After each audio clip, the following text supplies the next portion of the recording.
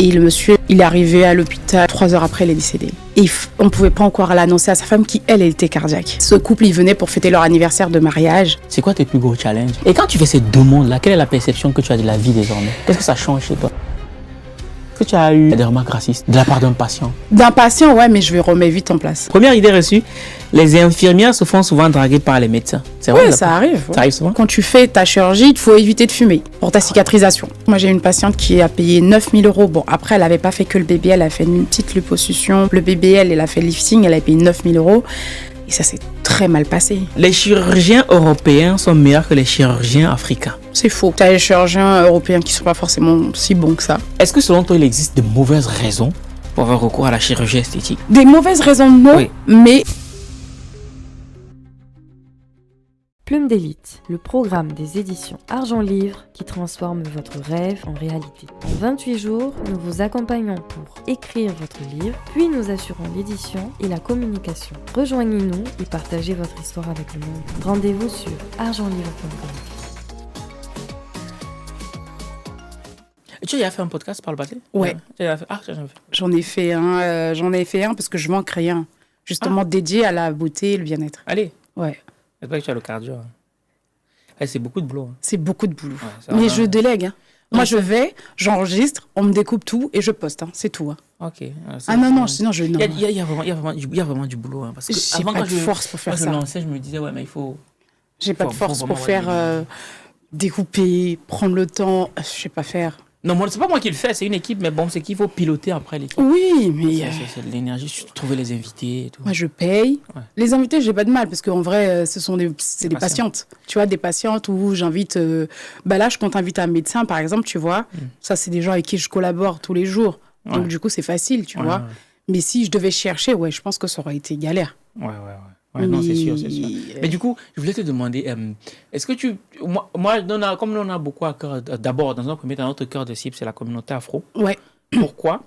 Parce que nous, on aimerait que les messages, les enseignements viennent de nous. Oui. Ça, c'est d'abord l'objectif dans un premier temps. Et une fois que ce sera un peu consolidé, pour on va s'ouvrir un peu plus. Voilà. Ce qui est bien. Voilà. Et je me demandais, est-ce que tu aurais des patientes qui ont eu par exemple, la dame là, qui a eu le truc, tu penses qu'elle pourrait être intéressée ou pas? Elle pourrait être intéressée. Ouais, j'aimerais trop. Hein. Je pourrais lui en parler. Lui en parler. Et des médecins, mais des médecins afro? Des médecins afro, j'en ai un, Diakité, qui est de temps en temps en passage sur Paris. Et il fait des trucs super, lui, parce qu'il fait de la réparation, les becs de lièvre. Il fait des super beaux trucs. Mais lui, il s'est installé sur Abidjan. Super bon, il est excellent. Après, on a un autre médecin, mais il jongle entre Dubaï et ici. Même moi, des fois, j'arrive pas à le choper. Je le chope. Il m'envoie juste les patientes qu'il opère à l'étranger. Et tu vois, mais lui, il est très, très bon aussi parce qu'il fait tout ce qui est liposuction et il a fait ses études au Brésil. Allez, en plus. Il est le siège même du BBL. Le siège du BBL, tu vois. Et c'est pour ça qu'il est resté sur Paris. Parce que c'est pour ça que, de toute façon, lui, il serait allumé s'il restait sur Paris. Comment ça, allumé? En termes d'impôts, de machin, c'est pas gérable. Hein. Tous les médecins qui sont là, ils sont tous en société maintenant. T'as plus aucun médecin en libéral. Ah ouais. Les chirurgiens, ils peuvent pas rester en libéral.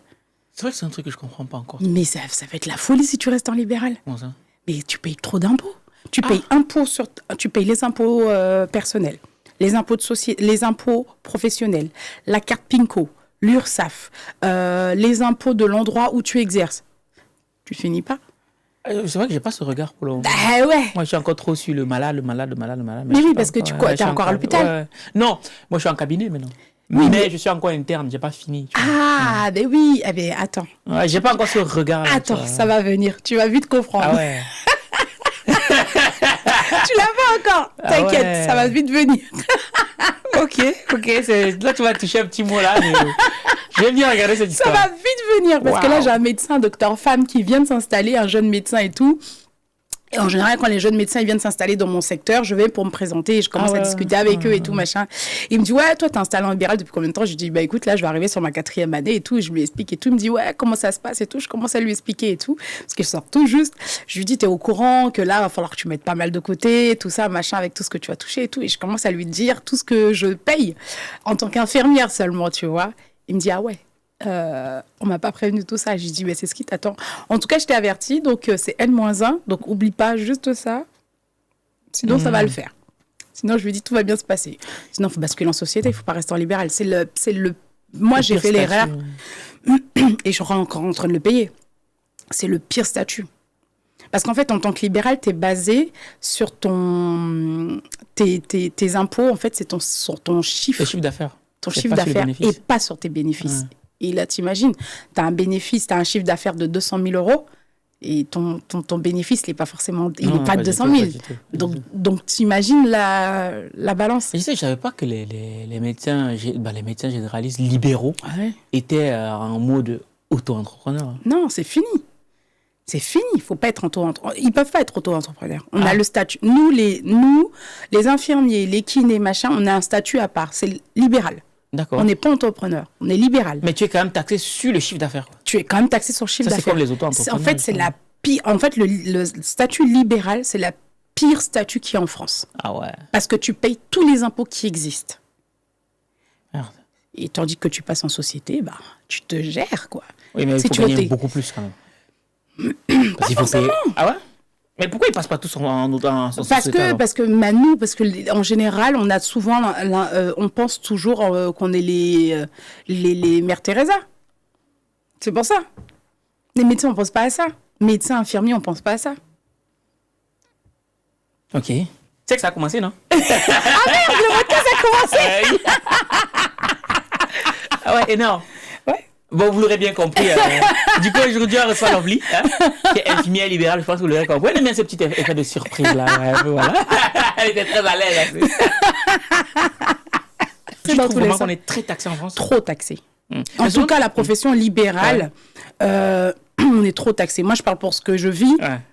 C'est la folie. Mais selon toi, pourquoi on est autant taxé en France? Bah, il faut bien redistribuer tous ces aides, la sécurité sociale et machin. Et l'ironie du sort, c'est que nous, par exemple, les infirmiers, qu'on cotise pour ça, mais si tu tombes malade, tu es en carence de 3 mois. Ah oui, c'est vrai. Mais j'ai jamais compris la notion de carence. J'ai jamais compris. Bah, tu touches rien pendant 3 mois. Okay, donc, tu es en arrêt maladie. Ouais. Si ton arrêt de maladie n'est pas à 90 jours, bah, tu peux rien avoir. Donc, du coup, pour pallier à ça, il faut que toi, tu prévois une prévoyance au cas où tu tombes malade. Enfin, Ah oui. Assez costaud. Mais du coup, tu es un libéral, ça veut dire que ça te va bien, ça t'arrange? Bah, ça m'arrange. En fait, libéral, c'est pour avoir ta liberté sur le choix de tes... par exemple, de l'hôpital, tu fais 12 heures de boulot. Bon, bien que des filles en libéral, elles font du 12 heures. Hein. Ouais. Ça, c'est ce qui les regarde. C'est juste avoir cette liberté de faire ce que tu as envie de faire dans le libéral, pas t'imposer des soins. En fait, tu choisis ce que tu veux faire, ton secteur de travail. Il y en a qui travaillent que le matin, d'autres qui travaillent que le soir, vice-versa. Il y en a qui travaillent toute la journée. Il y en a qui font que la nuit. Il y en a qui commencent très tôt le matin pour finir à midi. Enfin, c'est ça, il n'y a que ça qui est bien dans le libéral. Hein. Ok, d'accord. Réellement. Super. Bonjour ma personne personnelle, j'espère que tu vas bien, que tu vas voir les choses bien, tu l'auras bien compris. Aujourd'hui, nouvel épisode, nouveau décor et surtout, nouvelle invitée. Et tu as brisé que le sujet qu'on va aborder aujourd'hui, franchement, il y a un peu plus de... Avant d'échanger avec toi au Gala d'Esther, à qui on fait un gros big up, je n'avais jamais pensé à toucher ce pan-là dans les podcasts, tu vois. Et depuis qu'on a fait le truc, depuis qu'on a échangé, j'ai commencé à me renseigner un peu sur le truc. Maintenant, j'ai plein de trucs. Il a fallu du temps. Le temps fait bien les choses. Il a fallu du temps, ouais. Donc, big up, Jim, si tu vois la vidéo. Big up. Merci pour la passe B, tu connais. Dans l'équipe, vous l'aurez bien compris, aujourd'hui, on va parler de la face obscure de la chirurgie esthétique. Ce qu'on ne nous dit pas. Mais aussi, ce qu'on devrait savoir en ce qui concerne la chirurgie esthétique. Et pour, à cet effet, aujourd'hui, on reçoit Lovely Sylvain. Tu peux pas commencer. Tu vas faire le commentaire là-dessus pour cette fois-ci. Voilà. Qui, tu l'auras bien compris, infirmière libérale, qui travaille beaucoup en collaboration avec les chirurgiens. Ouais, chirurgiens et médecins, oncologues, dermatologues. Enfin, j'ai la chance de travailler avec plusieurs corps de métier. Donc voilà, tu as ton cabinet. J'ai mon cabinet. Tu as ton cabinet où tu reçois tes patients, tu t'occupes d'eux très souvent après en post-op. En post-op, il y a le cabinet esthétique et il y a le cabinet infirmier qui est dissocié. Parce que tu peux pas... gérer les deux en même temps. Non, en fait, c'est pas ça, c'est que juridiquement, tu peux pas avoir les deux. D'accord. Tu peux pas regrouper une seule activité parce que c'est 2 activités distinctes. Ah, ok. Ouais, on va beaucoup apprendre, vous avez compris qu'on va beaucoup apprendre. Et au-delà de ça aussi, tu es un pro de l'épilation laser définitive. Ouais, notamment pour la peau noire et la peau métisse. Ouais. Parce que c'est pas pareil. Non. C'est pas pareil. Pas du tout. Et justement, en dermato, j'avais compris que la peau noire, c'est toute une spécialité. C'est toute une spécialité. C'est plus complexe. Il y a plein de choses à savoir. Et c'est pour ça que tu as plein de soins, par exemple, que tu peux retrouver dans d'autres pays, en Corée, aux États-Unis, que tu ne retrouves pas en France. Parce que tout simplement, il y a la législation en France. On est encore un peu à la ramasse. Et on a un gros problème de formation aussi en France. On ne va pas se le mentir aussi. Oui. Ah ouais, ok, tu m'en apprends une là. Bref, on reviendra là-dessus. Au-delà de ça aussi, tu as monté une association Action Cassie Haïti. C'est ça. Parce que madame a des origines haïtiennes. Ouais. Je sais pas, les Haïtiens, j'en reçois beaucoup ces derniers temps. Je vais me taire parce que je ne veux pas lancer un débat. C'est bien pour toi. Je ne veux pas lancer un autre débat.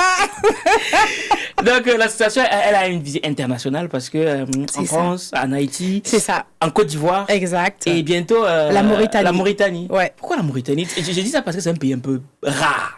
Écoute, ça s'est fait, en fait, si tu veux, dans mon cabinet infirmier, j'ai pris en charge un enfant, un petit drépano.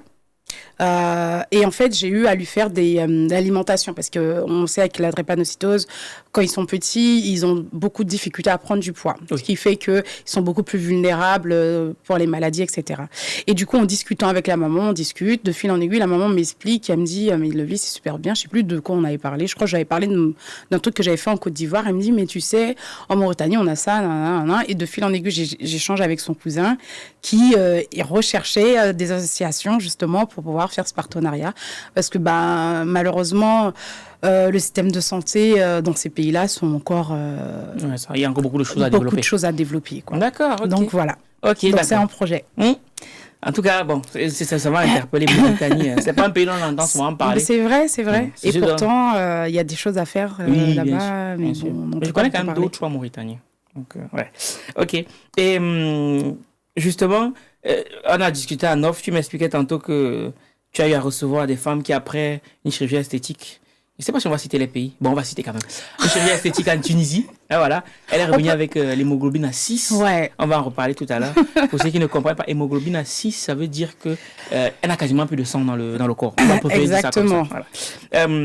Tu as aussi eu une dame que tu as vue suite à une liposuction. Ouais. Le ventre était tout pourri. Ouais. Bref, on va vous montrer les images. Accrochez-vous. Accrochez-vous, les images, c'est un peu... Tu vas les flouter un petit peu, les images, je sais pas. On va voir. Je sais pas. On verra au montage. Et puis, il y a une autre femme il y a des femmes, vous recevez souvent des femmes qui ont suivi des violences conjugales et par rapport à ça, elles ont des sujets esthétiques. Ouais. Ça, c'est chaud. Ouais. C'est plus de la chirurgie réparatrice, en fait, si tu veux, que de l'esthétique. Oui. Et ouais, c'est assez difficile. C'est chaud d'en arriver là, quand même. Il y en a de plus en... En fait, on n'en parle pas beaucoup, mais il y en a quand même pas mal, quand même. Tu vois, sur une année, je peux recevoir 4 ou 5. Je trouve que c'est énorme. Se retrouver dans un couple et puis avoir ça. C'est ça, parce que normalement, tu es censé être dans un couple, tu es censé être épanoui. Tu vois, ou c'est une safe place, tu vois. Principe. Et ça devient l'enfer pour toi, quoi, tu vois. À l'hôpital, mais est-ce que ça arrive aux hommes aussi de venir parce qu'ils ont été victimes de violences conjugales? Tu sais, les hommes, ils en parlent moins. Il y a des hommes victimes de violences conjugales, mais je pense que l'ego, l'idée de la société par rapport à ce que tu vois, un homme, c'est censé être fort. On perçoit pas un homme se faire battre, mais il en existe aussi. J'en ai eu quand je travaillais à l'époque aux urgences où j'ai eu tu vois, mais au cabinet, non, j'en reçois pas. Et des personnes mordues par un animal. Oui, ça arrive souvent, ça. On va y revenir. Ça va être intéressant. Est-ce que, je vais dire, j'ai ce petit truc comme ça, est-ce que tu as déjà eu des personnes, je sais pas moi, blessées par balle? Oui. Ah, ça va être super intéressant. Blessées par balle, coup de couteau. Ouais. Et je sais pas moi, des criminels. J'ai eu un patient qui avait fait de la prison, que j'ai eu accompagné malheureusement jusqu'aux soins palliatifs. Mais quand je l'ai connu, il était très bien. Il ne savait pas encore qu'il avait découvert qu'il avait un cancer. Je le soignais justement pour une plaie qui avait été induite quand il avait été en prison. Et en fait, de fil en aiguille, la plaie, ça se dégradait. Et du coup, je trouvais que ce n'était pas normal. En fait, ça évoluait pas normalement. Ça pas son processus normal de Voilà, cicatrisation. exactement. Donc, du coup, je l'ai redirigé vers un médecin et avec les examens approfondis, il était déjà Très à un avancé. cancer avec un stade avancé, même des métastases. Ah oui. Donc, du coup, tu vois. Ouais. Voilà, mais c'était au-delà de... Enfin, c'était une très belle personne, au-delà de son parcours. Carcéral, ouais. Voilà. Pourquoi il s'est retrouvé en prison? Alors, c'était braquage et stup. Ah ouais, braquage, il avait braqué quoi? Une banque? Je ne l'avais même pas demandé. Ah ouais? Et tu n'as pas eu peur? Non. Pas du tout. Moi, j'ai pas peur. Je suis loin. Je suis haïtienne, non? Ça y est, elle est partie à prison, elle a perdu.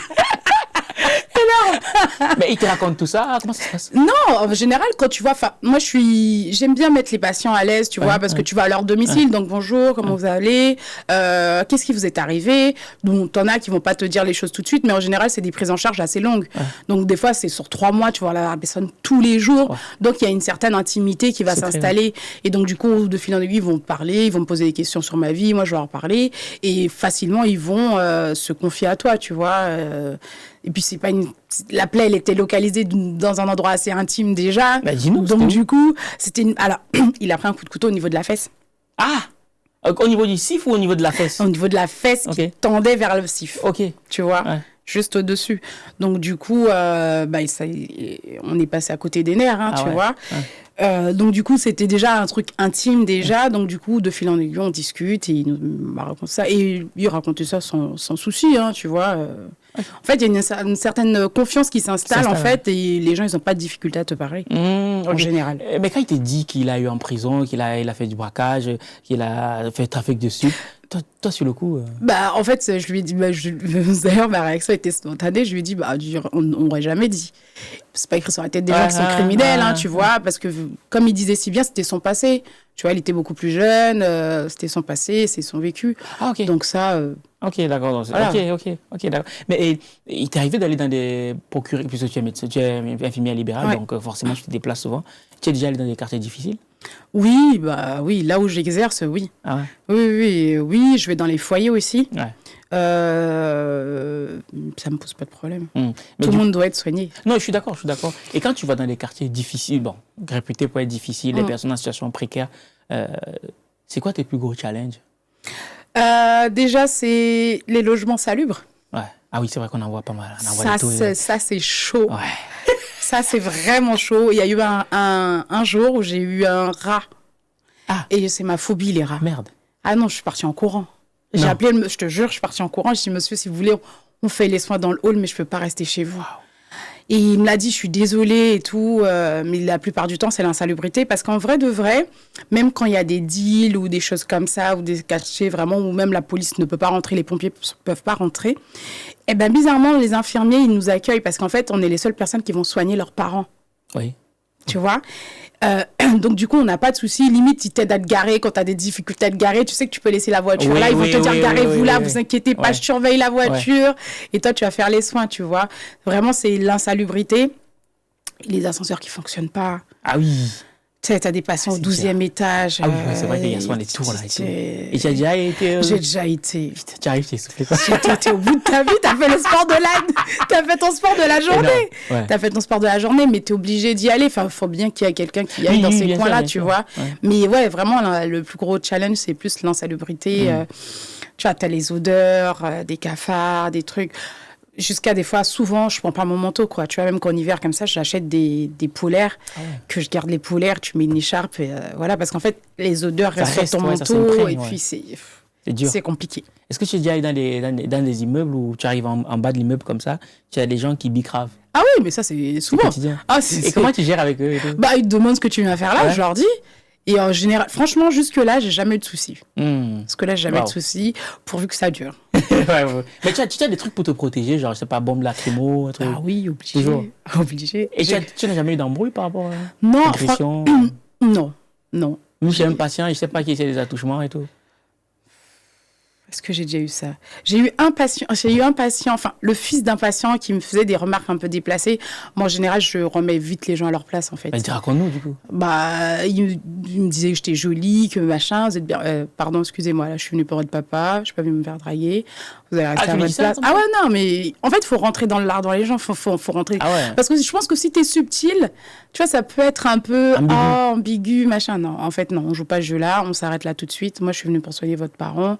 On se calme, quoi, en fait. Tu vois, en général, si tu vois qu'après, c'est un peu trop limite et tout, tu vois, en fait. Si tu vois que là, ça va pas le faire, soit j'arrête les soins. Ça m'est pas arrivé, tu vois. Soit j'arrête les soins, soit je dis, bah, si la personne a la possibilité de venir au cabinet, va venir au cabinet. Moi, en général, quand les gens ils t'appellent à domicile, c'est qu'ils n'ont pas la capacité de se déplacer, tu vois. Mais voilà. Mais est-ce qu'il t'est déjà arrivé de voir un patient et j'ai dit, ah ouais, il est pas mal. Ça, c'est ma cam, ça. Non, pas pour l'instant, parce que j'ai pas mal de personnes âgées quand même. Non, pas pour l'instant. Non, c'est pas que ça arrivé. Non, c'est pas arrivé. C'est arrivé, tu nous dirais? Bien sûr, je te le dirais. Okay. À l'hôpital, ouais. À l'hôpital? Quand je travaille à l'hôpital. Vas-y, raconte-nous. Quand je travaille à l'hôpital, je tairai le nom, un très grand hôpital, voilà, machin. Ça m'est déjà arrivé d'un patient, vraiment, il était mignon, quoi, tu vois. Mais sans plus, parce que t'as la barrière qui fait que, voilà, tu vas pas l'aborder. Mais oui, bah, après, on reste humain. Hein. Mais du coup, quand tu vois un patient comme ça, je te dis, ouais, si on s'était rencontré dans d'autres circonstances, peut-être why not? Est-ce que le traitement que tu vas lui accorder va être différent par rapport Non, pas forcément, mais par contre, je vais peut-être plus plaisanter avec lui ou des trucs comme ça. Mais après, je suis quelqu'un déjà assez ouvert avec mes patients. J'aime bien discuter avec les patients. Mais non, ça change pas le traitement de faveur. Et ici, à ce moment-là, il tente un truc, je fais quoi? Non, on est au travail, toi aussi. Ouais, c'est pas, je peux passer des numéros et tout. Non, je sais pas. Non, on reste quand même professionnel. Tu laisses passer ta chance comme ça? Non, ouais, écoute. Je me dis, si c'est pour moi, quoi qu'il advienne, on se reverra. Okay. Tu vois? Okay. C'est comme ça que je pense. Okay. Mais non, le travail, on reste sur le travail. Il faut pas se laisser perturber. Ok, ça marche. Et maintenant, l'inverse. Est-ce que tu es déjà allé soigner des bourgeois, quoi? Ouais. C'est genre, tu peux citer le nom, mais le bourgeois qui t'a le plus impressionné, c'est... Impressionné, alors j'en ai eu deux. Ouais. J'en ai eu un, l'ascenseur arrivait dans son salon. Non. Je te jure. Tu sais qu'une fois, on a loué une maison, il y avait un ascenseur dedans. Oui. Ça nous a mené au deuxième, c'est trop stylé. Ouais, vas-y. L'ascenseur arrivait devant chez lui, dans son salon. Et t'avais l'impression qu'il fallait un plan pour arriver jusqu'au lieu pour aller le soigner, tu vois. Après, j'en ai un autre patient, mais je sais pas si c'était pas l'immeuble qui lui appartenait ou un truc comme ça. Et tu te déplaçais en ascenseur avec un majordome. Non. Ouais. Ah ouais, lourd. Et quand tu arrives là-bas, tu te sens comment? Ah, tu dis, punaise. Tu vois, ça me change, moi, de quartier. Ouais. Tu vois? Et en général, c'est des gens assez... Franchement, je suis pas tombée sur des gens désagréables parce que, à l'inverse, j'ai des collègues, quand elles vont soigner des gens assez aisés qui sont méprisants et tout machin, franchement, très, très bien. Ouais. Mais c'est plaisant, le cadre est plaisant, surtout quand la personne est agréable, tu vois, raison de plus. Ah oui. C'est le bon côté du travail. Quoi, tu m'étonnes. Mais quand tu vas soigner des personnes riches, ils te remettent de l'argent, comment ça se passe? En général, c'est des soins... complètement annexe de la nomenclature des soins infirmiers, tu vois. Dans ce cas-là, le patient règle ses soins, ou c'est des trucs dans la nomenclature. Quand c'est la nomenclature, tu récupères la carte vitale et le machin. Après, quand c'est le cabinet esthétique, là, c'est purement de l'esthétique. Donc, le patient te paye, paye sa prestation, quoi, tu vois. Donc, c'est deux choses différemment différentes. Mais en général, j'ai pas de souci avec eux, en général. Ok. Et quand tu fais ces deux mondes-là, quelle est la perception que tu as de la vie désormais? Qu'est-ce que ça change chez toi? Ça change beaucoup de choses. Tu sais que la vie, elle est fragile. Ouais. Déjà, le fait d'avoir de l'argent ne t'épargne pas. Ouais, c'est vrai. De la maladie, de la mort, ça t'épargne pas. Ça te permet de relativiser les choses aussi, tu vois, de moins te prendre la tête. Il y a des choses qui te paraissent totalement futiles. Tu vois, moi, il y a des choses maintenant, je supporte pas trop. Quand les gens ils se plaignent trop, ça me fatigue, tu vois. Parce qu'en fait, je vois tellement de choses au quotidien que je me dis, mais si tu savais, t'es même pas au quart du truc, tu vois. Après, c'est vrai qu'on peut pas hiérarchiser les problèmes, les trucs comme ça, mais en fait, tu perçois les choses autrement, en fait. Tu te dis, mais punaise, ça, c'est dérisoire, quoi. Ton problème, là, tu vois. Donc, ça te permet de relativiser un petit peu la vie, même toi, de te dire, je pourrais être à sa place, quoi, tu vois. Ouais. Il m'est arrivé de soigner un médecin Ah oui. Ouais, un médecin que je connais. Ah. Tu vois, c'était délicat. Oui, bien sûr. C'était très Tu délicat. as l'impression d'être jugé. Non, là, même pas. Ah du ouais. coup, tu vois, ça ne m'impressionne pas du tout. D'accord. Je suis haïtienne, non. Ah là là. Bon, pour ce moment qu'on va passer ensemble, on laisse passer. Il n'y a pas de problème, oui. Je suis sûre de moi, je connais mon karaté, on va dire ça comme ça. Mais c'est surtout, tu sais, en tant que professionnel de santé, tu vois, tu vas essayer de rassurer la personne. Mais même si tu vas le rassurer, il y a ce côté où il sait ce qui se passe. Tu vois ce que je veux dire? Donc, c'est pas mentir, mais tu vois, relativiser les choses. Tu n'y arriveras pas. Ouais. Parce qu'en fait, lui, il a cette lucidité de se dire, je connais le processus, Lovely, donc même si tu me dis ça, c'est gentil de ta part, c'est gentil. Et ça, en fait, ça c'est difficile. Ouais, on ne nous a pas formés à ça. Ça, c'est vraiment difficile parce qu'en fait, toi-même, ça te désarme en tant que soignant toi-même, tu vois. Donc, du coup, ça reste délicat. Ouais, en effet. C'est vraiment ça qui est délicat. Et où j'ai eu aussi un copain à soigner aussi. Et là, c'était bizarre.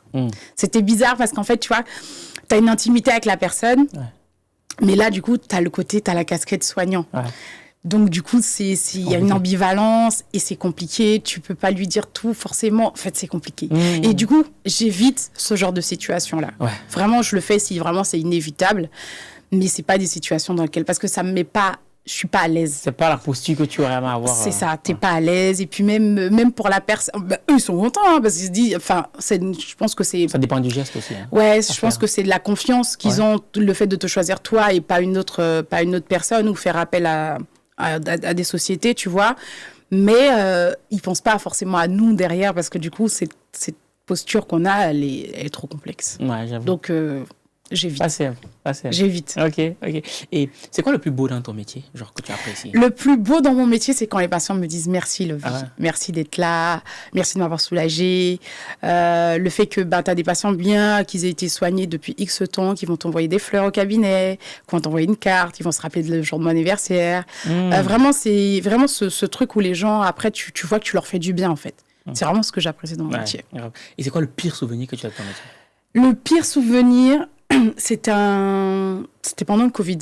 Ah oui. C'était pendant le Covid. C'était un couple d'Américains qui étaient venus.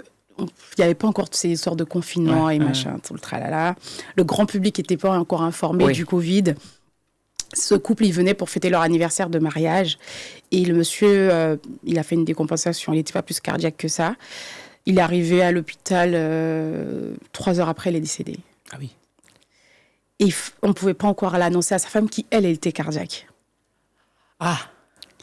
Et tu sais, c'est à le moment où on ne pouvait pas voir les gens. On avait déjà commencé à l'hôpital les sceller. Ah oui. C'était horrible. Et tu vois, je m'en rappelle encore. Je pense que c'est des gens que je ne vais jamais oublier de ma vie parce que du coup, fallait appeler les enfants, les faire venir, leur dire que ton papa est décédé, mais qu'il faut attendre, il ne faut pas le dire encore à ta maman. C'était trop compliqué. C'était vraiment... de toute façon, le Covid tout court... nous qui avons travaillé en réanimation et tout ça, ça a été compliqué pour nous parce que fallait mettre des gens dans des sacs, les familles ne voyaient pas leurs proches, fallait sceller tu vois, c'était symbolique, quoi. C'était glauque quand même, tu vois.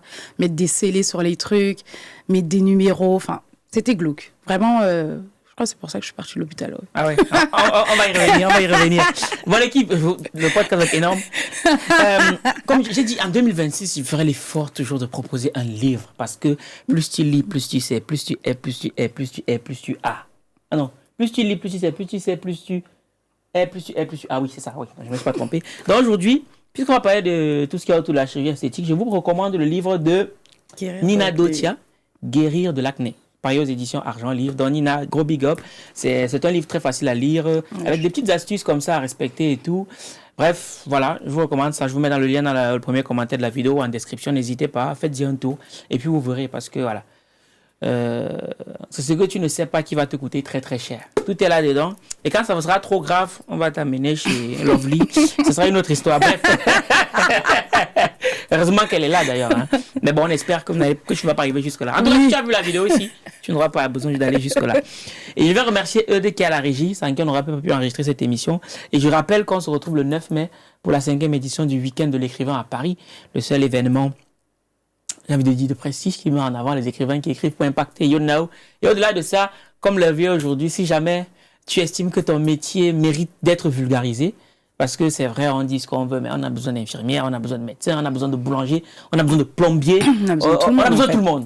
Donc si tu estimes que tu as vécu des expériences qui méritent d'être mises en avant pour donner envie aux uns et aux autres de faire ce métier-là, ben nous sommes totalement ouverts. Tu as juste à nous laisser un message. On a mis un lien dans le premier commentaire de la vidéo. Tu cliques dessus, tu remplis le formulaire. Et si on trouve que ton profil correspond à ce qu'on recherche, on se fera un plaisir de t'inviter ici afin que tu nous partages ton expérience. Donc, je rappelle que Argent Livre, c'est d'abord une maison d'édition. Donc, si jamais vous êtes auteur ou alors, si vous souhaitez écrire, nous sommes là pour vous accompagner. Si vous voulez en savoir plus, soit vous nous laissez un mail sur argentlivre@gmail.com ou vous nous contactez via WhatsApp au +33 624 58 90 74. Il y aura l'une de mes associées qui se fera un plaisir d'échanger avec vous pour voir ce qu'on peut faire ensemble. Et je rappelle que nous sommes aussi à Ouagadougou pour le week-end de l'écrivain le 18 et 19 octobre 2026. Et nous serons au Cameroun, le continent des Haïtiens. Qu'est-ce qu'ils veulent demander? Ouais, c'est un petit tac à la gauche, c'est cadeau.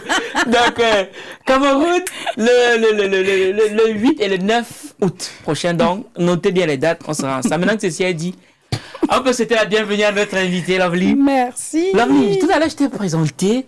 Mais est-ce qu'il y a autre chose que tu aimerais préciser sur toi que je n'ai pas mis en avant? Non, t'as tout dit. J'ai tout dit. Ouais. Tu as vu comment on est bon? Je reconnais que là, tu es bon, là. Non, on est bon. Non, là, tu es bon. Non, on est tous bons. C'est que on est tous bons. Toi-même, tu sais, on est tous bons. OK. En tout cas, merci beaucoup d'avoir accepté de faire le déplacement. Avec plaisir. Samedi, il a neigé. Ouais. Ouais. Et j'ai travaillé ce matin. Et tu as travaillé ce matin. Ouais. J'ai beaucoup d'admiration pour les infirmières. Merci. Ouais, parce que ma mère, elle était infirmière. J'ai vu ce que c'est. Ouais, c'est pas facile. Hein. Ouais. Et quand je suis arrivé à l'hôpital, j'ai vu ce que c'était. Ouais. Et oui, pour le coup, t'es bien dedans. J'ai beaucoup de respect pour les infirmières. Merci. Et il faut qu'on revienne un peu. Comment ça se fait que comment tu t'es retrouvée dans ce métier-là? Qu'est-ce qui s'est passé? Ben, je sais pas, parce qu'à la base, je voulais être hôtesse de l'air. Bon. Laisse. Je voulais être hôtesse de l'air. Ouais. Ma mère, elle avait toujours tout entrepris pour que je sois, tu vois, en troisième.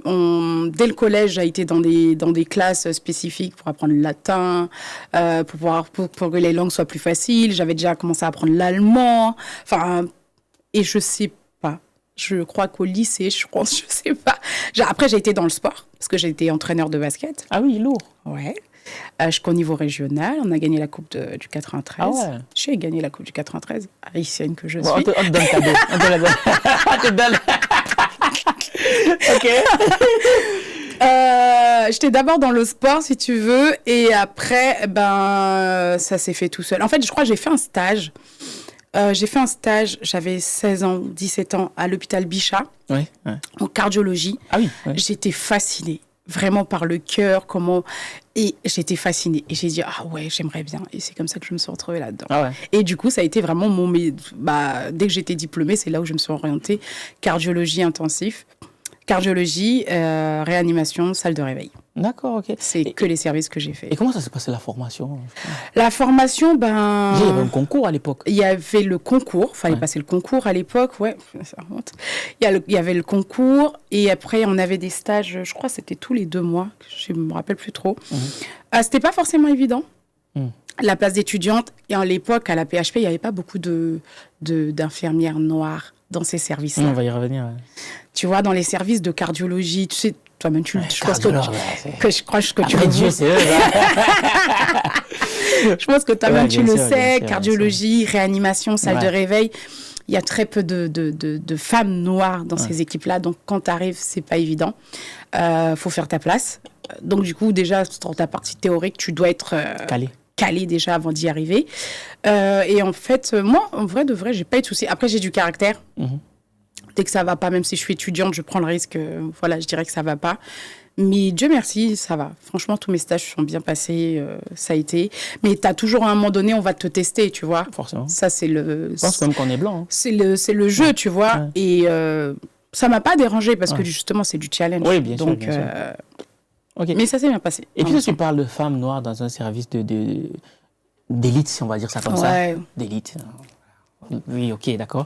Est-ce que tu as eu des remarques racistes de la part d'un patient? D'un patient, ouais, mais je le remets vite en place. Et ça s'est passé comment? Ça aussi. C'était un patient, qu'est-ce qu'il m'avait dit? Il m'avait dit, alors, il l'avait détourné, hein. Tu sais, Les patients racistes te disent jamais frontalement. Ouais, c'est un peu subtil, ouais. Tu vois, c'est un peu subtil. Je sais plus quelle blague qu'il avait fait. Et ben, je lui ai gentiment rappelé qu'on avait botté les fesses de Napoléon. Ah ouais. Ouais. Et je lui ai gentiment rappelé que tout le personnel autour de lui, on était tous des immigrés. Et que si du coup, c'était bien parce que même le cardiologue, c'était un maghrébin. Ah ouais, bah, pour le coup, ouais. Tu vois. Donc, je lui ai gentiment rappelé que s'il n'y avait pas tout ce monde-là, ben, l'hôpital ne tournerait pas, en fait. Et après, excusez-moi. Non, mais je suis désolée, c'est pas ça que je voulais dire. On connaît, quoi, tu vois. C'est classique. Mais en fait, on s'habitue à ça. Mais moi, j'ai jamais laissé ça passer, en fait. J'ai toujours tenu à cœur de remettre les choses en place, notamment par mon histoire. On est mort. Non, mais au-delà de ça, en fait, par respect, en fait, tout simplement, tu vois. Ouais, bien sûr, il faut et les puis, choses on fait un travail compliqué. À l'époque, c'est du 12 heures de travail. Donc, t'imagines, 12 heures et puis t'as un patient con comme ça. Non, ça va pas le faire. Et tu n'as pas des collègues ou un chef de service, ça y arrive ou pas? Non, franchement, non. Non, ok. En tout cas, peut-être pas directement, peut-être dans leur bureau caché entre eux, peut-être. Mais directement, non. Parce qu'après, je suis un peu frontale comme personne. Donc, du coup... Ok, d'accord, ça marche. Alors... là, du coup, je vais te poser, on va prendre ensemble 7 idées reçues du métier d'infirmier. Tu vas me dire si c'est ça ou pas. Ok. Alors, première idée reçue, les infirmières se font souvent draguer par les médecins. C'est vrai? Oui, ça arrive. Ça arrive souvent? Tu t'es fait draguer par les médecins? Oui. Bon, est-ce que tu as une anecdote pour nous? L'un des médecins qui t'a le plus marqué, genre? Un des médecins qui m'a le plus marqué, c'est un réa. Ouais. Un réa avec qui je bossais, où on posait les catheters ensemble. J'étais pas là, mais elle est où? Et du coup, tout le monde pensait qu'il se passait quelque chose. C'est vrai qu'il m'avait fait des avances, mais c'est jamais rien passé entre nous. Mais au-delà de ça, c'est un très bon médecin aussi. Donc, du coup, ça me dérangeait pas de travailler avec lui. Mais de temps en temps, il fallait quand même le recadrer gentiment en disant... Mais du coup, lui, tu l'as reposé pourquoi? Mais parce qu'il m'intéressait pas, de 1. De 2, c'était mon chef. Ah oui, c'est c'était le chef de réa. De 3, relation sur le professionnel. J'ai vu des dégâts. J'ai vu des nanas qui sortent avec des médecins et qui pètent des crises de jalousie. Ah merde, ouais, c'est vrai. Ah oui. Ah oui, c'est vrai que c'est pas beau. C'est complètement débile, tu vois. Ou des infirmiers qui sont en couple et qui pètent des câbles parce que ils font des crises de jalousie. Ça drague beaucoup dans le milieu. Oui, on passe 12 heures ensemble. Ouais, c'est vrai. T'imagines? Tu passes 12 heures avec une personne, des fois 5 jours dans la semaine, t'es 12 heures avec quelqu'un. Mais c'est vrai, ça fait peur, ça. Donc, tu peux vite, si mentalement, voilà, tu peux vite... Il y a plein de collègues qui se sont rencontrés sur le lieu de travail. Pas forcément dans le même service, mais des brancardiers, t'as des brancardiers avec des médecins, des infirmières et médecins. Bon, ça, c'est connu. Oui. C'est connu. Ou même le réceptionniste, les secrétaires avec des médecins. Enfin, c'est normal, on passe 12 heures ensemble. Ok. Donc, c'est facile, tu peux... Ça va vite, quoi. Oui. Oui. Ok. Mais non, on sort pas tous avec des médecins et on n'aspire pas tous à sortir avec des médecins. Bon. Je te laisse responsable de tes propres mots. Deuxième idée reçue, les femmes deviennent infirmières parce qu'elles veulent leur mari médecin. Beaucoup de gens pensent ça. Pas du tout. De toute façon, ce métier, si tu fais infirmière, il faut le faire par vocation. Ah ouais? Parce que déjà, tu t'en vas direct, tu changes. Parce que c'est pas un métier facile déjà. C'est vrai, c'est costaud. C'est trop compliqué. Donc, si tu fais ça juste pour avoir un mari médecin, en sachant qu'il y a beaucoup de médecins... On peut augmenter tes chances. C'est des têtes de cons. Ah ouais? Excusez-moi. Attends. Tu as dit quoi? Les médecins, c'est des têtes de cons? Non, souvent, tu as des médecins, c'est des têtes de cons, en fait, tu vois. Tu as certains médecins encore qui sont sur ce truc-là sexiste, tu vois. Ils vont dire, mais c'est l'infirmière ne fait que ça, je vous fais une ordonnance, vous exécutez. Non, en fait, j'ai un cerveau, je réfléchis, et vous pouvez vous tromper aussi, même si vous avez fait 5-6 années de plus que moi d'études, quoi. Ça veut pas forcément dire ça. Donc non, si vous faites ça juste pour choisir un mari, détrompez-vous, vous allez être déçus. Et est-ce qu'il t'est arrivé que, je fais un léger détour, est-ce qu'il t'est arrivé qu'un médecin te donne une prise en charge, tu refuses de la faire? Non. Non, pas encore. Non, parce que général, dans le service où je suis, tu peux pas refuser. De toute façon, c'est le SAMU qui arrive, tac, tac, tac. Ah, ok. Tu vois, mais tu peux discuter en lui disant... et franchement, Dieu merci, j'ai toujours eu des médecins avec qui on pouvait discuter. Tiens, pourquoi tu lui as mis ça et pas ça là, ouais, vas-y, on essaie ça et puis on verra. Enfin, j'ai pas encore eu... je n'aurais pas, je retournerai pas à l'hôpital. Ok. Les infirmières aiment bien les pompiers. Ah ouais, ça. On m'a dit, ouais, ça c'est un truc qui revient souvent, que genre, les pompiers grands. Ouais, quand ils arrivent, ouais, c'est toujours... Elles arrangent le bustier, machin et tout. Ça, c'est l'abus, ça. C'est trop... Moi, je dis, c'est que les gens disent, ouais, je sais pas. Trop de films regardés. Oui, t'as des couples aussi qui se forment comme ça, hein, pompiers ou SAMU, ambulanciers et tout. Ouais, parce que avant, les pompiers, ils étaient plus plaisants à regarder. Maintenant... Il y a la BD, il y a la petite BD, le petit Non, c'est pas ça, c'est que c'est plus les mêmes Avant, t'avais des grands pompiers, c'était grands baraques. Maintenant, t'as des petits pompiers un petit peu plus fins, plus machin. Bon, voilà, quoi. Ok. Quatrième idée reçue, la chirurgie esthétique est uniquement pour les personnes superficielles. Pas du tout. Pas du tout, parce que tu peux faire de la chirurgie, parce que chirurgie réparatrice, moi je préfère dire que esthétique, après une maladie ou après une malformation. Tu peux faire de la chirurgie esthétique pour embellir, mais c'est pas forcément dire que t'es superficiel. C'est vrai que cette idée-là, on l'a beaucoup, à cause des téléréalités et tout ça, mais non, il y a vraiment des gens qui ont des complexes, qui souffrent. Par exemple, je prends les gens qui font du lipodème. C'est une maladie, en fait, et c'est vrai qu'en France, c'est encore méconnu, je trouve. Je peux expliquer. Le lipodème, en fait, c'est une accumulation de graisse anormale, en fait, dans le bas du corps, souvent dans le bas du corps, et qui provoque des douleurs, mais qui peut être invalidante. Les gens ont les jambes gonflées, la peau, l'aspect de la peau, en fait, tu as comme des nodules qui apparaissent, tu vois. C'est le lipodème ou l'infodème? Le lipodème. Lipodème, ok, d'accord. Voilà, le lymphodème, c'est autre chose, tu vois. Et ça, pour le coup, c'est une réelle maladie, parce qu'en fait, les gens, c'est une réelle souffrance, quoi. Tu peux pas t'habiller comme tu veux, tu peux pas faire malgré que tu fasses du sport ou une alimentation équilibrée, ça ne part pas, tu vois, parce que souvent on dit ces gens-là ils sont obèses, mais non, tu peux faire tout ce que tu veux, ça ne part pas. Tu as des hygiènes de vie après l'intervention que tu vas pouvoir continuer pour temporiser tout ça, mais non, ces gens-là sont pas superficiels pourtant, tu vois. Avec la chirurgie esthétique, on peut remédier à ça? Oui. D'accord. Oui. Et tu en as déjà eu, toi? Oui. Je travaille en collaboration justement avec un médecin qui fait que ça, qui c'est sa spécialité, il fait que ça. Wow. Et du coup, je prends tous les patients post-opératoires derrière, parce qu'il y a quand même pas mal de soins post-opératoires à faire. D'accord, ok. Moi, c'est toujours bon à savoir. Donc, on retient que c'est pas que pour les personnes superficielles. C'est pas que pour les... Voilà. La chirurgie esthétique est réservée aux stars et aux riches. Pas du tout. Maintenant, tout le monde fait de la chirurgie esthétique. Ah ouais. Tu sais, ma plus vieille patiente, elle a 74 ans. Ah oui, quand même. Tu vois. Et elle veut quoi comme geste? Elle, pour le coup, elle a fait ce qu'on appelle une abdominoplastie reverse. Ouais. En fait, au lieu de tirer vers le bas, elle a tiré vers le haut. Dans quel but?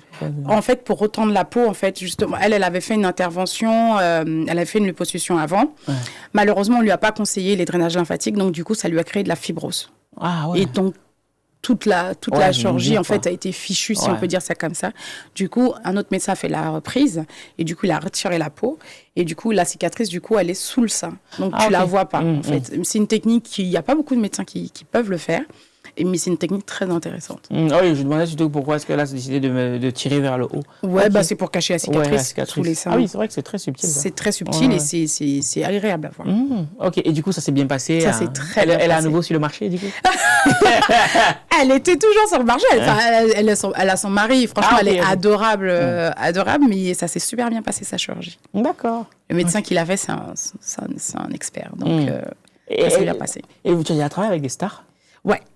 Star de quoi? De la musique, du cinéma? J'ai eu musique, j'ai eu cinéma aussi, cinéma français, et j'ai eu des influenceurs aussi. Ah oui, et des gars, des personnes connues quand même? Ouais, des personnes connues, et puis j'ai des femmes aussi de Ah, des femmes d'eux, ok, d'accord, ok. Ministres, footballeurs. Ah oui, et quand elles viennent, la plupart, elles veulent quoi comme geste? En fait, c'est après qu'elles aient fait leur chirurgie. Donc, du coup, oui, c'est toi, tout ce qui est post-opératoire. Du coup, tu peux avoir... Tu as beaucoup de liposuction.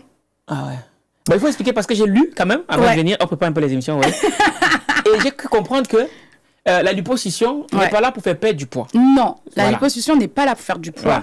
Parce qu'en fait, tu as différents types de gras. Tu as le gras superficiel et tu as le gras des viscérales. Et c'est vrai qu'en France, c'est réglementé. Tu vois, tu peux pas tout aspirer, tu vois. Et puis même, pour protéger tes viscères, on n'est pas censé tout aspirer. C'est vrai que dans d'autres pays, ils sont beaucoup moins regardants. Ils vont aller à la perfection de ce que ils vont, en fait, ce que le patient veut, ce qui va être réalisable. Et donc, du coup, tu as beaucoup de personnes qui font de la liposuction ou des liftings aussi. Lifting des bras, des jambes.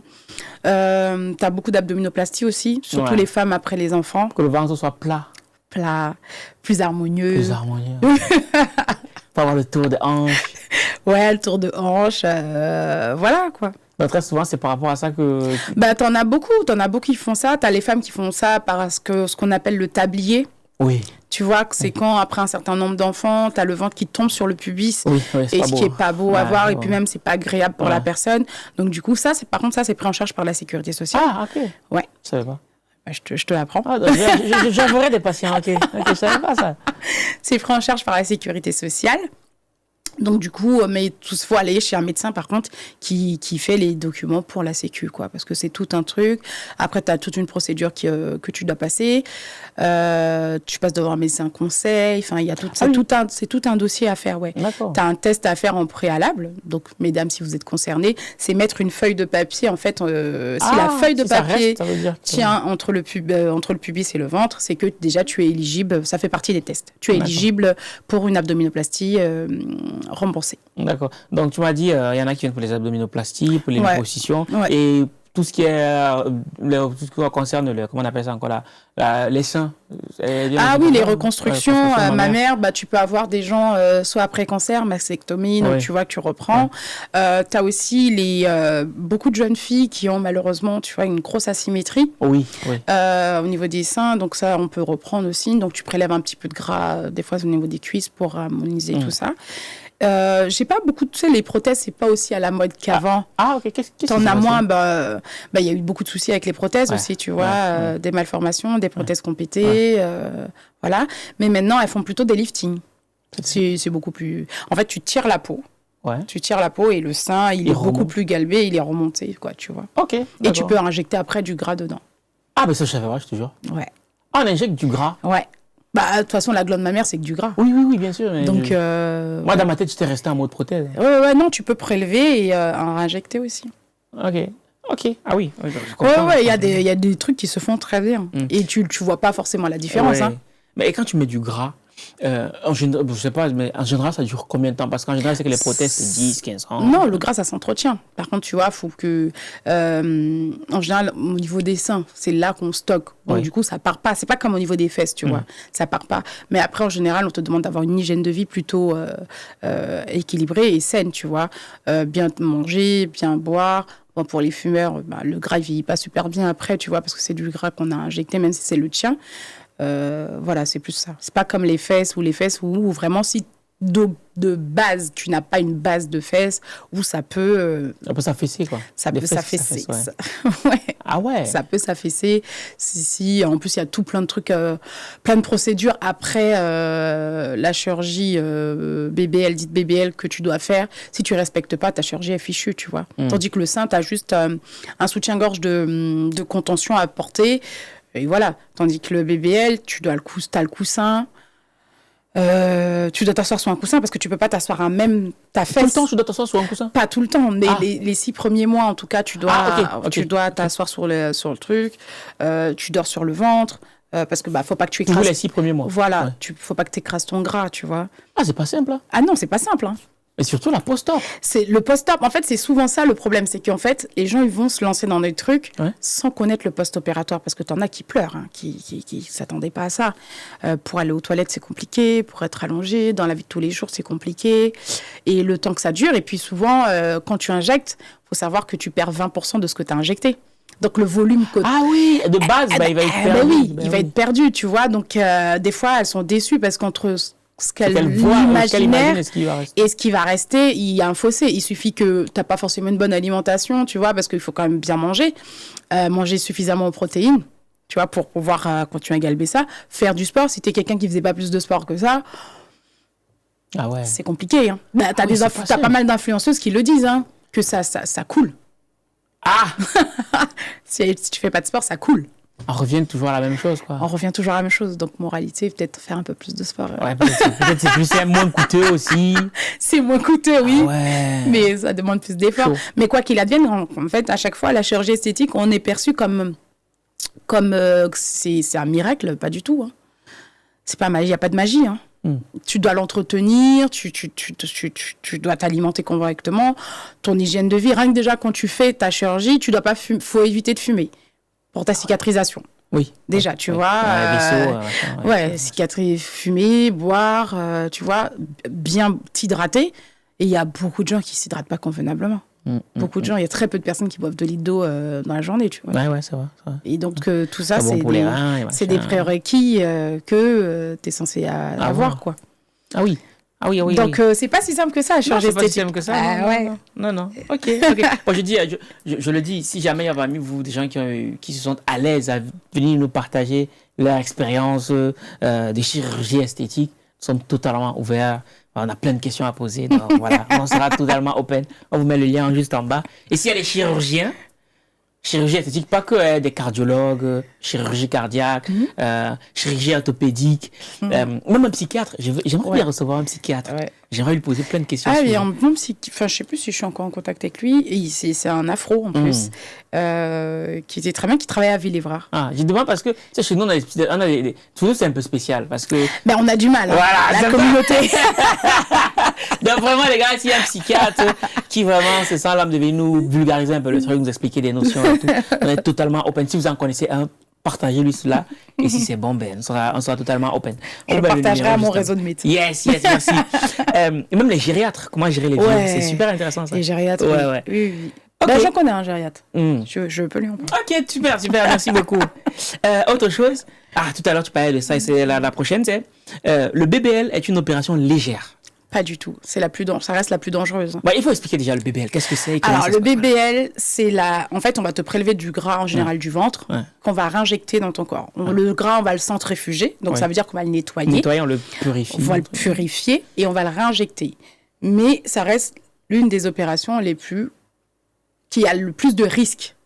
Non, et pourtant, il est très pratiqué dans le sens où si jamais ce gras, en le réinjectant, il y a même une petite quantité qui passe dans ton sang quand tu fais une embolie guérisseuse. C'est avec toi que j'ai découvert ça. Et ça, t'y passes. T'y passes. Donc, du coup, c'est l'une des opérations quand même qui reste quand même le plus complexe. Et pourtant, il y en a de plus en plus. Malheureusement, je ne sais pas si tu as entendu, là, il n'y a pas longtemps, il y a une jeune fille qui est décédée à Londres. Ah non, je n'ai pas entendu. De ça. Et il y a plein de postes. Après, il y a beaucoup de... Comment dire ça? En fait, à l'étranger, si tu veux, il y a pas autant de précautions qui est pris, en fait. Mais c'est pas tant que les pays, en fait. Hein. Parce qu'en fait, tu peux d'un pays à l'autre, à chaque fois, on nomme la Tunisie ou la Turquie, tu as des cliniques super. Hein. C'est juste que dans ces pays, dans certaines cliniques, en fait, ils sont moins regardants, en fait. Ils sont plus dans la rentabilité que dans la vraie prise en charge. Ce qui fait que là, ça peut être vraiment fatal. Donc, c'est vrai que les gens, à chaque fois, ils se laissent appâter, en fait, sur les réseaux, sur les pubs, les influenceurs, etc., qui, des fois, ne font pas l'intervention pour la clinique qu'ils sont en train de promouvoir, la plupart, d'ailleurs, mais ils ont juste été payés pour ça. Ah ben oui. Ah ben oui. C'est du marketing. Et c'est du marketing, mais sauf que ça, les gens, en fait, ils le savent pas, ou ils veulent pas le savoir. Des fois, tu vois, les gens, ils voient juste au portefeuille, hein, et puis voilà. Mais faut pas oublier que ça reste quand même une intervention dangereuse, et que le post-opératoire, il faut y penser. Et c'est un post-opératoire relativement lourd quand même. Donc, il faut y penser. Bon, pour ceux qui ne savent pas, pour les extraterrestres qui ne savent pas, BBL, Brazilian Butter Lift. Voilà. Voilà. Au cas où. Voilà, on fait grossir les fesses, mais bon, voilà quoi. Et il y a tu reçois beaucoup de femmes qui... Ouais, t'en as pas mal. Hein. Et c'est beaucoup plus quoi? Des noirs, des blanches? T'as de tout. C'est de tout, vraiment. C'est vraiment à la mode, quoi. C'est vraiment à la mode. C'est la mode, en fait. Ouais. Hein. Et le problème, c'est que celles qui le font pour la mode le regrettent. Ah. Bah oui, parce que ça vieillit pas forcément bien, c'est ce que je t'expliquais, tu vois. Et quand tu le fais parce que c'est un effet de mode, ou c'est pour ça que moi, quand je les reçois, parce qu'il m'arrive, au cabinet, on propose une consultation pré-opératoire. Donc, ça veut dire que tu as ton projet, tu veux qu'on t'accompagne du début jusqu'à la fin de ton projet, tu viens nous voir. Donc, tu nous expliques et tout. Et nous, on essaie de te mettre en relation avec le chirurgien. On ne choisit pas le chirurgien pour toi. On te donne différents noms de chirurgiens. Toi, tu iras faire ta démarche, faire ton truc. Et après, nous, on récupère en post-opératoire. Et souvent, je pose la question aux jeunes filles, pourquoi tu le fais? Tu vois, souvent, t'en as qui te disent, moi, j'aimerais bien augmenter mon volume fessier, j'aimerais bien ci, j'aimerais ça. Et donc, du coup, je leur dis, réfléchis bien. Parce que donc, du coup, je leur décris tout le suivi post-opératoire, tout comment ça va tout le dérouler et comment ça risque de vieillir. Si tu es quelqu'un qui fait pas du tout de sport, qui mange gras, oublie ton BBL parce que tu vas avoir des capitons au niveau des fesses et il va couler, quoi. Donc, c'est de l'argent jeté par la fenêtre, quoi. Ben oui, littéralement. Tu vois? Tandis que si tu es sportif, machin. Après, tu as des alternatives au BBL aussi. Maintenant, tu as les injections de substances style Sculptra, des choses comme ça pour augmenter le volume. Tu vois, les hip dip, tu peux augmenter un petit peu, tu vois? Parce que tu as plein de choses qui existent. Donc, du coup, je peux... Et tu as des très beaux résultats. Hein, avec aussi, tu vois, ou des injections...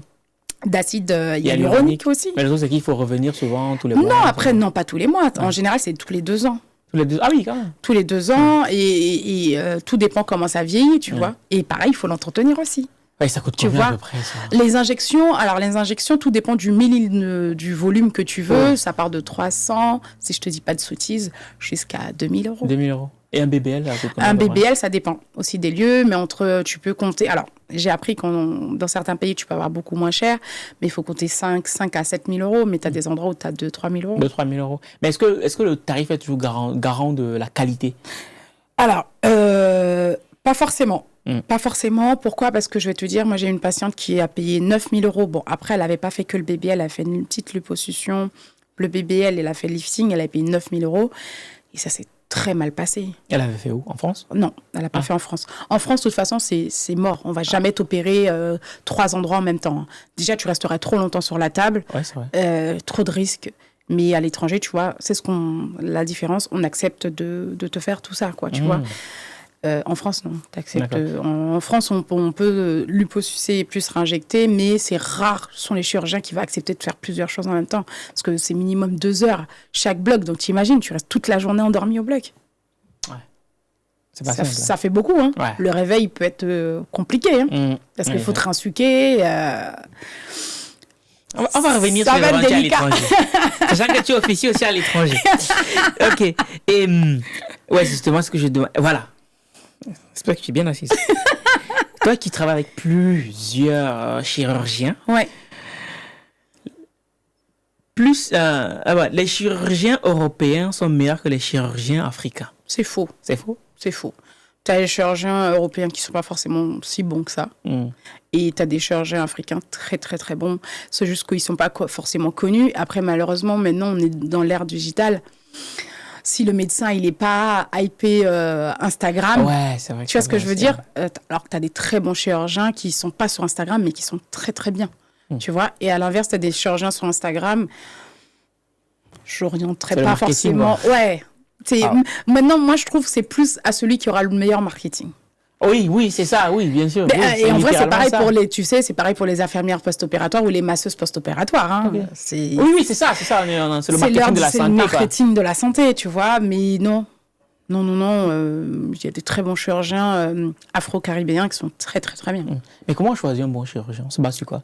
On se base sur l'intervention que tu veux faire. Par exemple, si tu veux refaire les seins, déjà, va falloir te diriger vers un chirurgien qui est spécialisé dans les seins. Et après, moi, en général, quand les gens viennent au cabinet, ce que je leur dis, c'est consulter plusieurs chirurgiens. Oui, tu vois, ça c'est important d'avoir plusieurs avis et voir un petit peu celui qui va plus te dire ouais, il n'y a pas de souci. Parce qu'il y a des chirurgiens qui vont te dire moi je voudrais ça, docteur.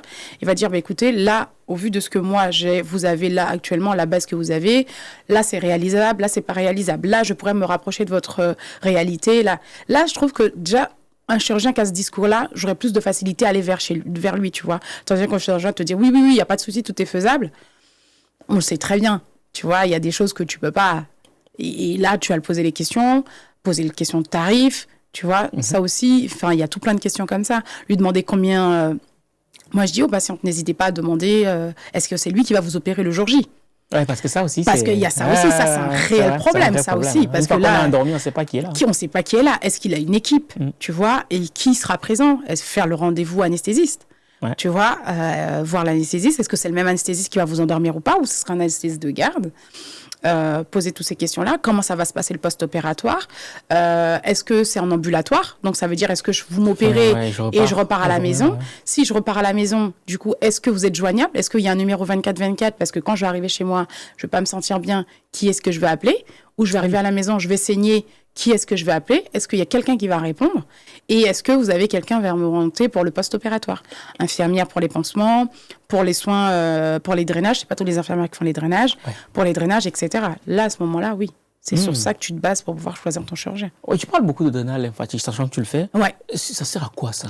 Alors, drainage lymphatique... Et ça consiste en quoi? Déjà, c'est quoi? Alors, drainage lymphatique, si tu veux, quand tu te fais opérer, tu vas... déjà, pendant l'intervention, on va t'injecter du liquide. Ouais. Donc, ça va être les antibiotiques, les machins, tout ce qui est en prophylaxie pour éviter que tu tombes, pour éviter l'infection. Ouais.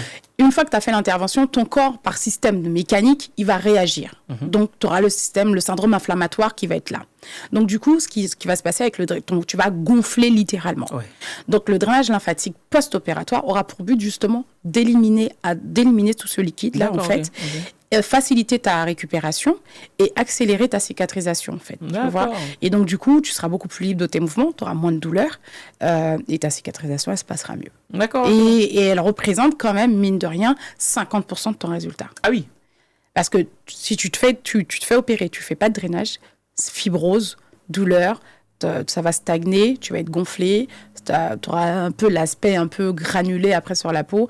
Après, c'est compliqué de rattraper. Ah ouais. Mais il y a beaucoup de chirurgiens maintenant. C'était pas trop connu en France parce que tu vois, ça, c'était plus au Brésil, dans les pays d'Amérique latine, tu vois, où d'office, ça faisait partie. Même, il y a des endroits où on te draine au bloc. Hein. On commence à te drainer au bloc. Ah, ok. C'est génial. Tu as des chirurgiens qui te demandent à drainer 24 heures après ton intervention, il faut commencer à drainer.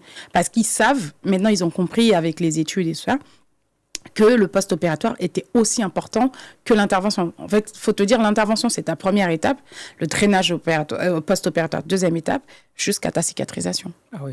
Et en sachant que des fois, ton drainage, tu dois le poursuivre au moins sur 1 an.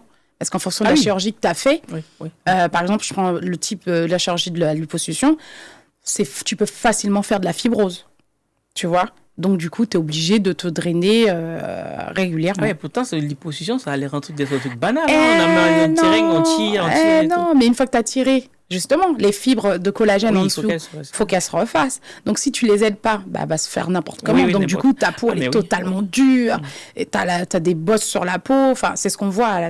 On le voit quand quelqu'un a de la fibrose. Et puis, la personne aussi le sent. Parce que tu es tellement dur, tu as mal. Tes mouvements, des fois, sont réduits même, tu vois. Après, il y en a qui s'en fichent, qui ne prévoient pas le budget pour ça. Ouais. Et donc, du coup, ça ne sert à rien. Ou sinon, qui vont aller chez des gens dites masseuses. Et au final, elles vont plus les déglinguer qu'autre chose. Parce que ça aussi, si tu ne vas pas chez quelqu'un qui est qualifié, elle peut plus t'abîmer que te réparer. Tout à fait. Et donc, c'est pareil que pour les chirurgiens. Ah ouais. Et en creusant un peu plus, je me suis rendu compte que le métier de chirurgien, c'est un métier d'artiste. Au final. Ouais. Les chirurgiens esthétiques, c'est de l'artiste pour moi. Si tu n'arrives pas à dessiner, c'est compliqué. C'est de l'art. Vraiment, il y a des médecins, vraiment, ils font de l'art, ils font des très, très bons trucs, c'est de l'art. Imaginons que tu veux, peut-être, je sais pas moi, remonter le sein et que tu le remontes pas bien, du coup. T'en as malheureusement. Ça arrive où le sein, il est asymétrique. Mais c'est pas rien ce truc. Ah non, c'est pas Ah rien. non, on voit les photos sur Instagram, mais on connaît pas la réalité. Mais il y a derrière. beaucoup de photos photoshopées aussi. Ouais, en fait. Il y a énormément de photoshopés et il y a énormément... Après, il faut savoir, il y a des astuces. Moi, des fois, je vais au bloc avec certains chirurgiens, tu vois, et en fait, il suffit... Tu sais, quand t'es endormi, t'as le coussin, là, le fameux coussin, là, donne qu'on te met. Donc, il suffit que tu mettes la personne comme ça, la personne est cambrée. Ouais. Et Donc, du coup, tu prends la photo. Quand tu prends la photo comme ça, voilà. Oh, et t'as des purée. filles comme ça qui te disent, mais moi, je l'ai sur Instagram. Non, mais non, en fait. Mais c'est du marketing, en vrai, Bah tu oui, vois. bah oui, bah oui. Parce que s'ils font pas ça pour Ça embellir... donne pas envie. Ça donne pas envie. Après, ils mettent pas en légende que c'est le résultat qu'elles vont avoir, quoi, tu vois. Donc, c'est Non, pour ça que je dis, ils te laissent deviner. ils Voilà, te laissent libre à ton imagination, Ouais. tu vois ce que je veux dire. Et c'est pour ça que je dis, c'est important de demander, de poser la question au médecin. Parce que c'est pareil, t'en as qui vont faire une liposuction, perdre du poids. Tu vas pas perdre du poids le premier. Justement, des fois, il y en a qui deviennent folles parce qu'elles prennent du poids. Mais c'est normal, parce qu'on t'a injecté du liquide. Tu vois ce que je veux dire? Et ton corps, il a un syndrome inflammatoire, donc tu vas gonfler. Oui, bien sûr. Donc tu vois, des fois, elles ne comprennent pas. Et il faut savoir que quand tu as fait ta chirurgie, il faut compter 6 mois pour ton résultat final. Donc c'est quelque chose de progressif. C'est pas rien. Hein. C'est progressif, donc tu n'auras pas de résultat tout de suite. Ouais. Parce que tu dois porter ta gaine. Ah ouais. Ouais, les premiers mois, c'est nuit et jour, tu dors avec la gaine, non-stop. Et après, tu fais que la journée, et progressivement, tu relâches la gaine, tu vois. Ah, autant aller faire du sport et manger. Hein. C'est pas simple, cette histoire. Ok. D'accord. Et du coup, justement, là, on a quelques images que tu nous as fait parvenir. J'aimerais que, déjà, tu vas nous décrire un peu ce que c'est. Ouais. Et tu vas nous expliquer un peu l'histoire derrière. D'accord. Et comment c'est arrivé et comment ça s'est terminé. Donc, la première image, je te la présente. Tiens. Ah oui. Tu vois? Ah oui. Alors ça, c'est une patiente qui s'est fait opérer à l'étranger. Ouais.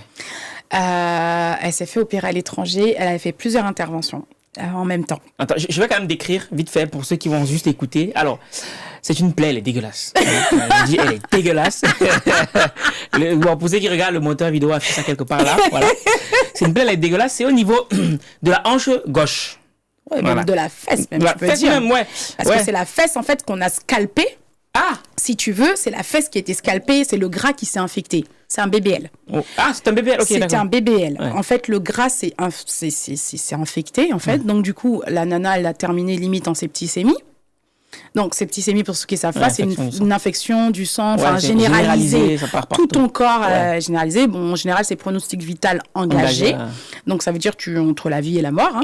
Hein. Donc, du coup, on n'avait pas... Enfin, comme elle s'était fait opérer à l'étranger, la difficulté c'est que quand tu te fais opérer à l'étranger, quand tu arrives en France, très peu de médecins veulent te prendre en charge parce qu'en fait, ils savent pas ce qui a été fait, c'est une réalité. Et puis même, au-delà de ça, en fait, ils vont reprendre une prise en charge.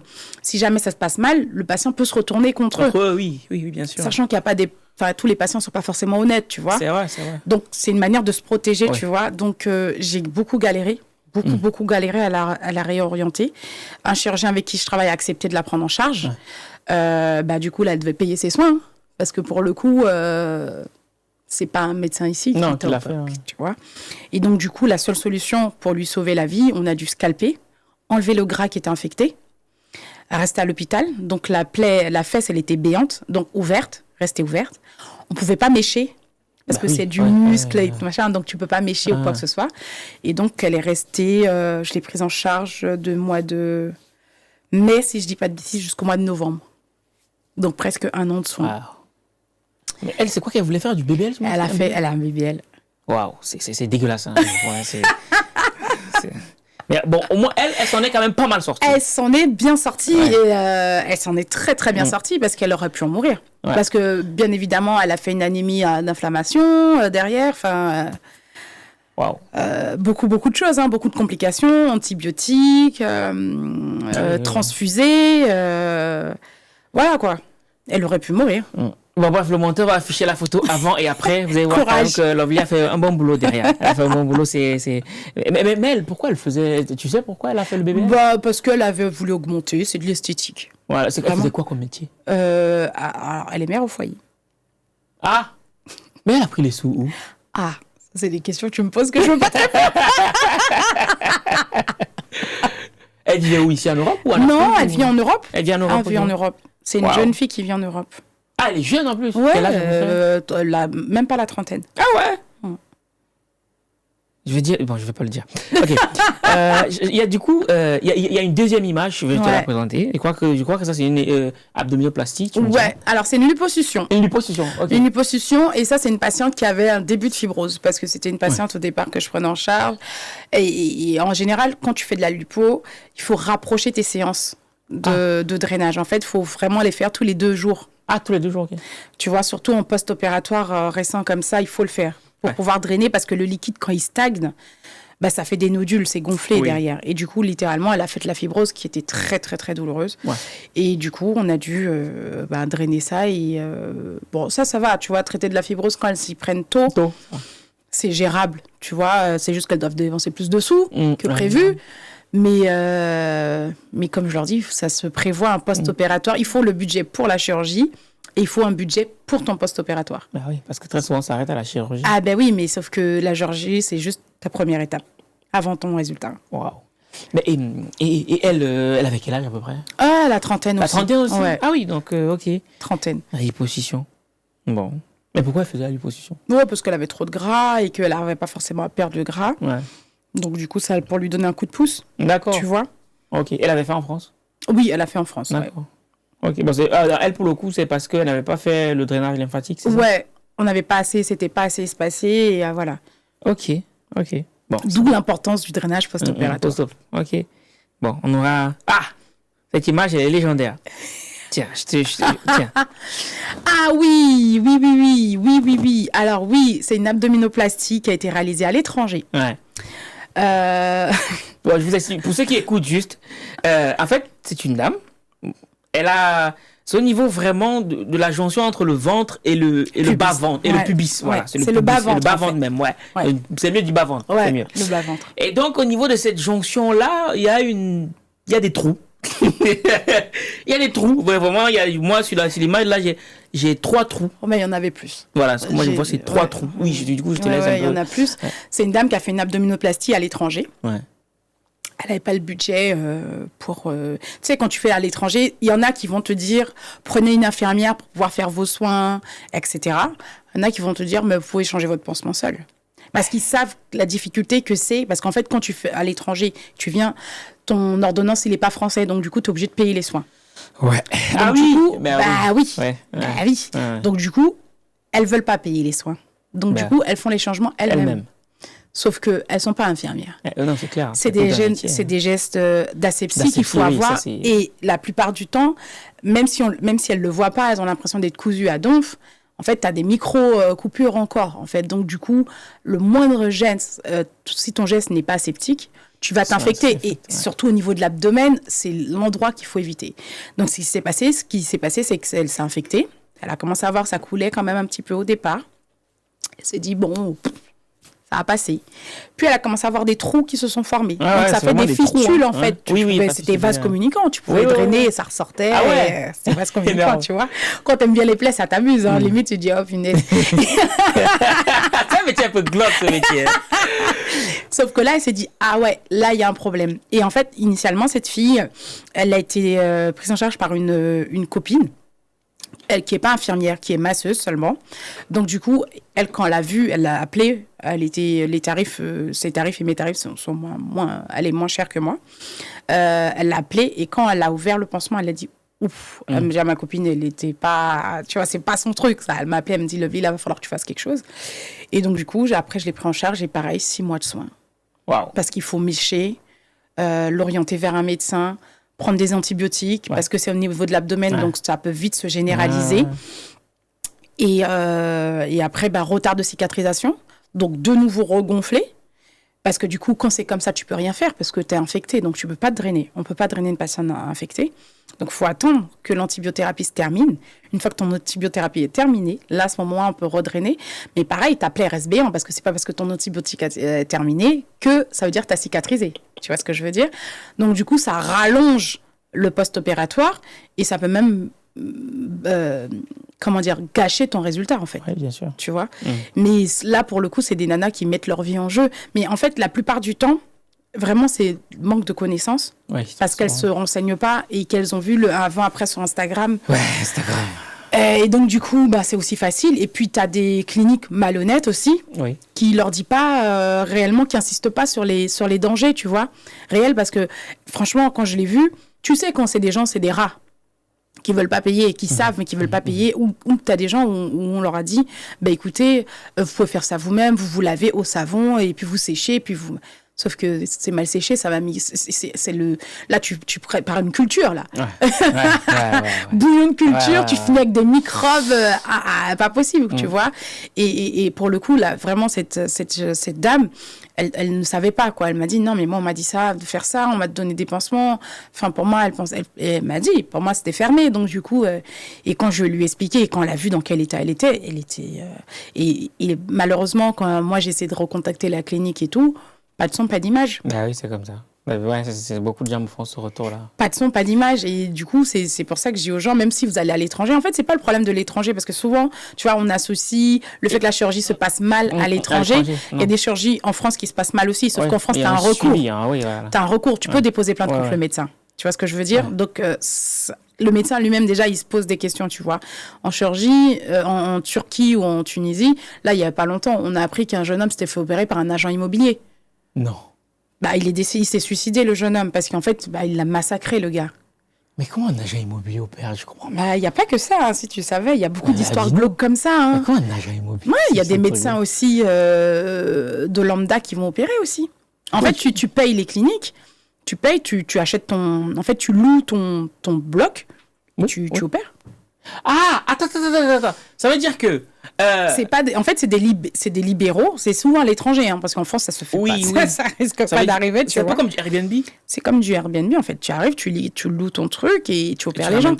Et c'est pour ça que je dis aux gens, quand les filles elles vont se faire opérer à l'étranger, demandez le diplôme du médecin. Demandez au médecin, est-ce que c'est lui qui va vous opérer? Parce que souvent, tu vois, maintenant, il y a de plus en plus d'agences qui se développent. Oui. Donc du coup, tu vois, maintenant, quand tu vas faire de la chirurgie esthétique, maintenant, tu as l'impression, limite, t'es un ministre. Ouais. On t'accueille avec des fleurs, des bisous, tu vas à l'hôtel, 5 étoiles. Ben non, en fait, c'est pas un jeu, en fait. Tu es entre la vie et la mort, en fait, quand tu vas te faire opérer, en fait. Et les gens, en fait, ils sont tellement appâtés par ça et par le prix qui est moindre. Ouais. Donc, ils pensent même pas à tout ça, tu vois. Ils pensent pas, ils se disent pas, c'est pas normal, en fait, cet écart de prix. Ok, tu peux avoir une différence parce que d'un pays à l'autre, ok, j'en disconviens pas. Mais quand tu vois, tu dois payer 2 000 € et que de l'autre côté, c'est 7 000 à 8 000 €, Oui, mais il se dit, on peut faire des économies de 5 000, tu vois. Ouais, mais ta santé, est-ce qu'elle vaut 5 000, tu vois? Sur le coup, je t'ai dit, non, ça va bien se passer. C'est ce que moi, je leur dis souvent, dites-vous que le moins cher peut vous coûter très cher. Ouais. Mais ils peuvent même vous coûter votre vie, tu vois. Je te disais que j'ai une jeune fille qui est arrivée avec 6 grammes d'hémoglobine. Ouais. Elle a pas fait... Et je lui demande, est-ce que tu as fait un bilan? Ah bah non, je crois pas qu'on m'a fait un bilan avant. Mais comment tu peux... C'est insensé en France, tu vois. Parce que déjà, on t'a ta carte de groupe, si on doit te transfuser, des choses comme ça, tu vois ce que je veux dire? Et je lui dis, elle-même, tu avais fait un bilan avant? Non, j'ai pas de bilan avant. Et elle arrive, et c'est une Renoir. La nana, elle est grise, quoi. Ben oui. Elle est grise. Je lui dis, mais tu te sens... Elle me dit, je me sens pas bien, j'ai appelé la clinique, mais ils m'ont dit, c'est normal. Je lui dis, non, c'est pas normal, t'es grise. Donc là, je vais appeler un médecin que je connais, on va te faire un bilan, 6 d'hémoglobine, transfusé en urgence, hôpital. Ben oui. Tu vois, donc c'est pas tout. C'est vrai qu'on a tendance à diaboliser le fait de se faire opérer à l'étranger. Non, il y a des très très bonnes cliniques à l'étranger, mais faut poser les bonnes questions et pas se laisser aveugler par des tarifs, des superbes tarifs. Il y a l'immobilier qui opère. C'est le pompon, c'est génial, c'est le menuisier qui va opérer bientôt. Énorme. Il va ramener les scies à moteur et on y va. Ouais, lourd. Ok, d'accord. Tu penses qu'on a abordé ces sujets-là. Est-ce qu'il t'est arrivé d'avoir regretté de prendre en charge un patient? Ah ouais, il y a eu une patiente. Il n'y a pas longtemps. Mais quand c'est comme ça, moi, tu vois, je fais signer des décharges, moi, à chaque fois que tu viens chez moi, pour tous les soins d'ailleurs, que ce soit pour épilation, jet peel, n'importe quel soin, tu signes une décharge en disant que je t'ai averti des risques, si tu excuses ce qu'il en était, et que si tu faisais pas, que moi, je me dédouanais, et du coup, tu signes que tu es d'accord avec ce qu'il dit. Et je le lis avec les patients. Je prends des consultations d'1 heure. Ah oui. Oui. Prends vraiment le temps, oui, parce qu'il n'y a rien qui est écrit en petit, pour pas que tu puisses me dire, oui, c'est écrit en petit, que j'ai pas lu. Et j'ai une patiente comme ça, pareil, BBL plus réinjection, liposuction plus réinjection, qu'on m'a adressée, qu'une collègue m'a adressé, une nana qui draine.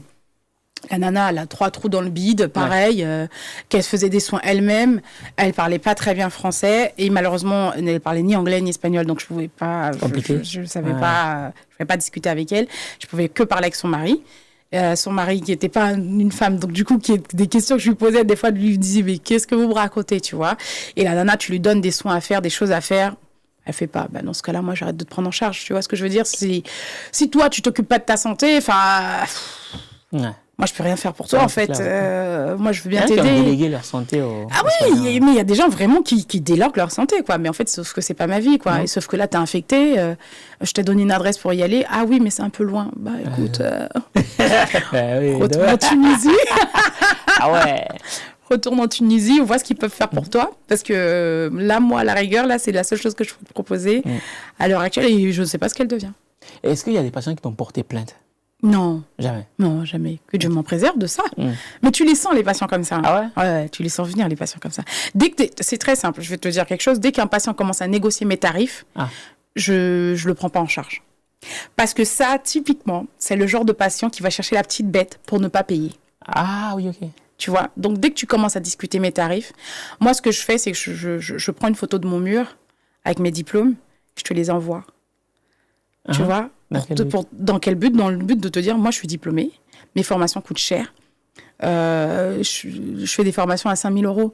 Donc, du coup, encore une fois, on revient sur, tu vois, l'Instagram où tu as des nanas, elles sont pas diplômées, elles ont rien fait, mais elles ont un super marketing. Ouais. Leurs tarifs sont moins chers, allez vers elles. Ouais. Et souvent, elles reviennent en général, ces filles-là. Elles vont ailleurs et après, elles reviennent. Ah, finalement, est-ce que... Et soit j'accepte pas de reprendre. Ah oui. Parce qu'il y en a qui vont se faire drainer ailleurs, parce que c'était moins cher. Et après, elles reviennent finalement parce que, ça, il n'y a pas les résultats. Ok. Ok. Bon. Est-ce que tu as déjà, je sais pas moi, assisté à un bloc qui s'est mal passé, le patient est décédé? Non. Jamais? Non, pas encore. Okay. J'espère pas. Ah. J'espère pas. Et à l'hôpital? À l'hôpital, oui, parce que dans le service dans lequel je travaillais, oui, malheureusement, les décès, c'était quotidien, tu vois, les accidents de la route ou les infarcts ou les trucs comme ça. Je travaillais à un moment donné en choro. Ouais. Tu sais, c'est mettre les stents dilatés. J'adore. Je kiffe. Tu vois, quand le métier, il est bizarre, ce métier. Non, mais c'est beau quand tu vois un cœur revascularisé, comment le cœur il bat et tout.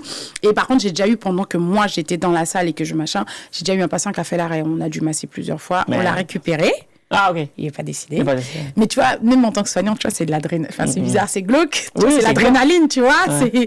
C'est de l'adrénaline. Mais j'ai déjà eu un patient. Je faisais partie de l'équipe SAMU de l'hôpital, si tu veux. C'est l'équipe qu'on appelait dans n'importe quel service, ça allait pas, il fallait venir masser et tout, machin. On a eu un jeune patient comme ça, qui est décédé aussi, par contre. Tu vois, il a fait une hémorragie, il était dans les services de médecine, et en fait, il se déglobulisait, et personne ne voyait qu'il se déglobulisait, et il a fait un arrêt au scanner, on l'a emmené au bloc. Au bloc, je crois qu'on était 50 sur lui, un qui posait le cathé, un qui faisait le truc, un qui faisait ça, l'autre qui massait, l'autre qui le choquait. Il est décédé, tu vois. Voilà, c'est des trucs comme ça. Mais après, c'était vraiment mon quotidien, mais le service dans lequel j'évoluais, c'était ça, quoi. C'est le métier, hein. C'est le métier, c'est exactement. Le métier. Ok, d'accord. Tu disais aussi qu'en France, il y a des chirurgiens esthétiques autodidactes. C'est plus ça, c'est plus à l'étranger, les autodidactes. Ah, ok. Mais tu as de plus en plus de médecins généralistes, par contre, qui font de l'esthétique. Après, ils passent les DU, mais là, du coup, l'ordre des médecins a commencé à mettre le haut là-dessus. Oui. Mais parce que je pense que la rentabilité, on va pas se mentir. C'est plus intéressant, quoi. On revient toujours à l'argent. Hein. On va pas se mentir, mais l'ordre des médecins, maintenant, je crois qu'ils ont mis si je dis pas de bêtises, faudrait pas que je dise de bêtises, mais je crois maintenant ils demandent à ce que minimum t'exerces minimum 2 ans en tant que avant de faire de l'esthétique, parce qu'il y en a qui sont à peine diplômés qui font de l'esthétique. Faut être rentable. Full rentable.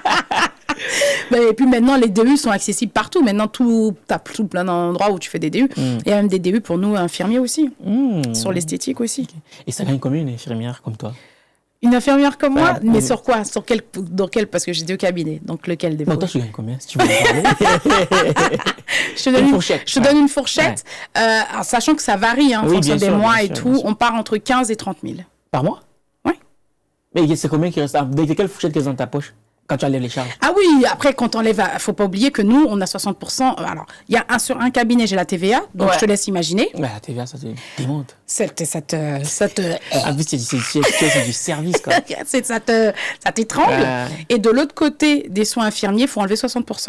Donc, je te laisse faire le calcul. Non, c'est long, dis-moi. La fourchette, c'est combien? La fourchette, en vrai, c'est très simple. Quand tu fais 15 000, si tu fais 15 000, il te reste 6 000. 6 000 pour toi? Ouais. Mais c'est quoi? C'est des grosses journées de travail? C'est comment tu travailles? Alors, moi, mes journées sont pas si énormes que ça. Sur le cabinet infirmier, je travaille que le matin. 14-15 heures, j'ai fini de travailler. Ouais. Sur le cabinet esthétique, par exemple, en fonction des moments, parce que tu sais, t'as des mois où tu as énormément de chirurgie et tu as des mois où c'est un peu plus calme. Sur les mois où c'est très plein, je peux travailler 4 jours, mais je commence à 10h, à 17h, j'ai terminé, tu vois. Et quand c'est un peu plus calme, je travaille 2-3 jours dans la semaine, c'est tout. Ah ouais, ok. Ouais, donc du coup... Mais si c'est aussi rentable, pourquoi tout le monde se lance par un infirmière libérale? Ah, c'est l'infirmière libérale, c'est physique. Ouais. C'est psychologique. Ah. C'est une grosse charge. C'est une grosse charge parce qu'en fait, tu deviens patron, en fait. Oui, c'est vrai. Donc, tu as une entreprise. Ouais, c'est vrai. Ça, on oublie. Donc, tu dois gérer. Tu dois gérer ta compta. Ah oui, ça. L'administratif. Ah, je déteste. Gérer les patients. Ouais, bon, ça va. Trouver des patients. Trouver? Parce que malheureusement, tu as des infirmières qui ferment, qui ne trouvent pas de patients. Ah ouais, donc du coup, il faut le réseau des médecins. Il faut un réseau. Faut un réseau où... après, il y en a qui rachètent des patientèles. La patientèle. Ouais, ok, ah ouais. Moi, c'est pas du tout mon cas. J'ai pas racheté de patientèle. J'ai construit ma patientèle de A à Z. Ok. Voilà, quoi. Ok. Et toi, tu fais comment pour construire ton réseau? C'est quoi les astuces que tu m'as Moi, j'étais au culot. Comment ça? Je me suis lancée, j'ai fait des cartes, j'étais dans toutes les pharmacies de mon secteur. Je suis Lovely, je suis la nouvelle infirmière, machin, donc voilà. J'ai été voir les hôpitaux, les services social. Ouais. Je suis Lovely, je suis l'infirmière de tel secteur, voilà. Et je récupère les coordonnées, et voilà. C'est comme ça, la petite réputation qui voilà, monte, après, oui, après, tu as ta réputation qui fait que... exactement. Après, pareil, les médecins, je vais les voir. Là, tu vois, typiquement, j'ai un jeune médecin qui vient de s'installer. J'ai été le voir. Je suis infirmière. Oui, moi, c'est une entreprise. Ah oui, c'est vrai. C'est une entreprise. Ouais. Les gens oublient beaucoup, mais c'est une entreprise. Donc, il faut y aller, il faut prospecter. Voilà. Pas de bras, pas de chocolat. C'est ça. Wow, énorme. Ouais. Ça, je pense qu'on en a parlé. Et est-ce que selon toi, il existe de mauvaises raisons pour avoir recours à la chirurgie esthétique? Des mauvaises raisons, non, oui. Mais tu peux être influencé. Ouais. Par exemple, tu vois, c'était la mode à un moment donné des grosses fesses, machin. Nicki Minaj, regarde, Kim Kardashian, Black China, regarde, elles ont tout enlevé. Tu vois? Donc, c'est vrai que si tu fais ça dans l'idée de suivre une mode, tu le regrettes. Tu vois ce que je veux dire? Mais si c'est une chirurgie qui est mûrement réfléchie, souvent, tu as des chirurgiens qui leur demandent « Mais pourquoi vous voulez faire ça? Qu'est-ce qu'ils voulaient faire ?» Ça, c'est moi ce que j'appelle les bons chirurgiens qui cherchent vraiment la profondeur du truc. Et moi, je connais même un chirurgien, quand c'est vraiment le souci de l'apparence qui la renvoie vers une psy. Ah oui. Parce que des fois, il y en a qui font la chirurgie pour aller mieux, mais ça va pas mieux. Et c'est vrai. Ouais. Et c'est un réel problème. Quand c'est comme ça, en fait, et heureusement qu'il existe des chirurgiens comme ça, qui les orientent d'abord vers un psy. Allez voir le psy... discuter d'abord et puis revenez. Et t'en as d'autres qui s'en fichent, qui vont t'opérer. Ah oui, ils font son truc et puis... Ils vont t'opérer, c'est létal, c'est létal. Hein. Wow. C'est un gros morceau. C'est un très, très gros morceau. Tu vois? Ouais. Mais moi, j'ai déjà eu des gens qui ont regretté, par contre, d'avoir fait de la chirurgie. J'ai eu des patients qui ont regretté. Des prothèses qui se sont renversées, des prothèses éclatées, et puis qu'ils l'avaient fait. Souvent, t'en as qui te disent « Ouais, c'était l'effet de mode, et puis je voulais machin... » La mode, ça va loin, quand même. T'en as beaucoup. Et puis après, t'as de la chirurgie esthétique aussi pour pouvoir plaire. Oui. Trouver un mari. Tu en as aussi? Ouais, bah oui, t'en as. Bah, après, en Afrique, t'en as beaucoup qui te disent que depuis qu'elles ont fait ça ou ça, le regard des hommes a changé sur elles. Ouais. Elles arrivent à atteindre un certain type d'hommes, certains métiers. Donc, il y a ça aussi. Et tu as beaucoup de gens qui travaillent dans l'image, genre les journalistes. Ouais, t'en as. Mais t'en as, en général, ils font des chirurgies un peu plus discrets. D'accord.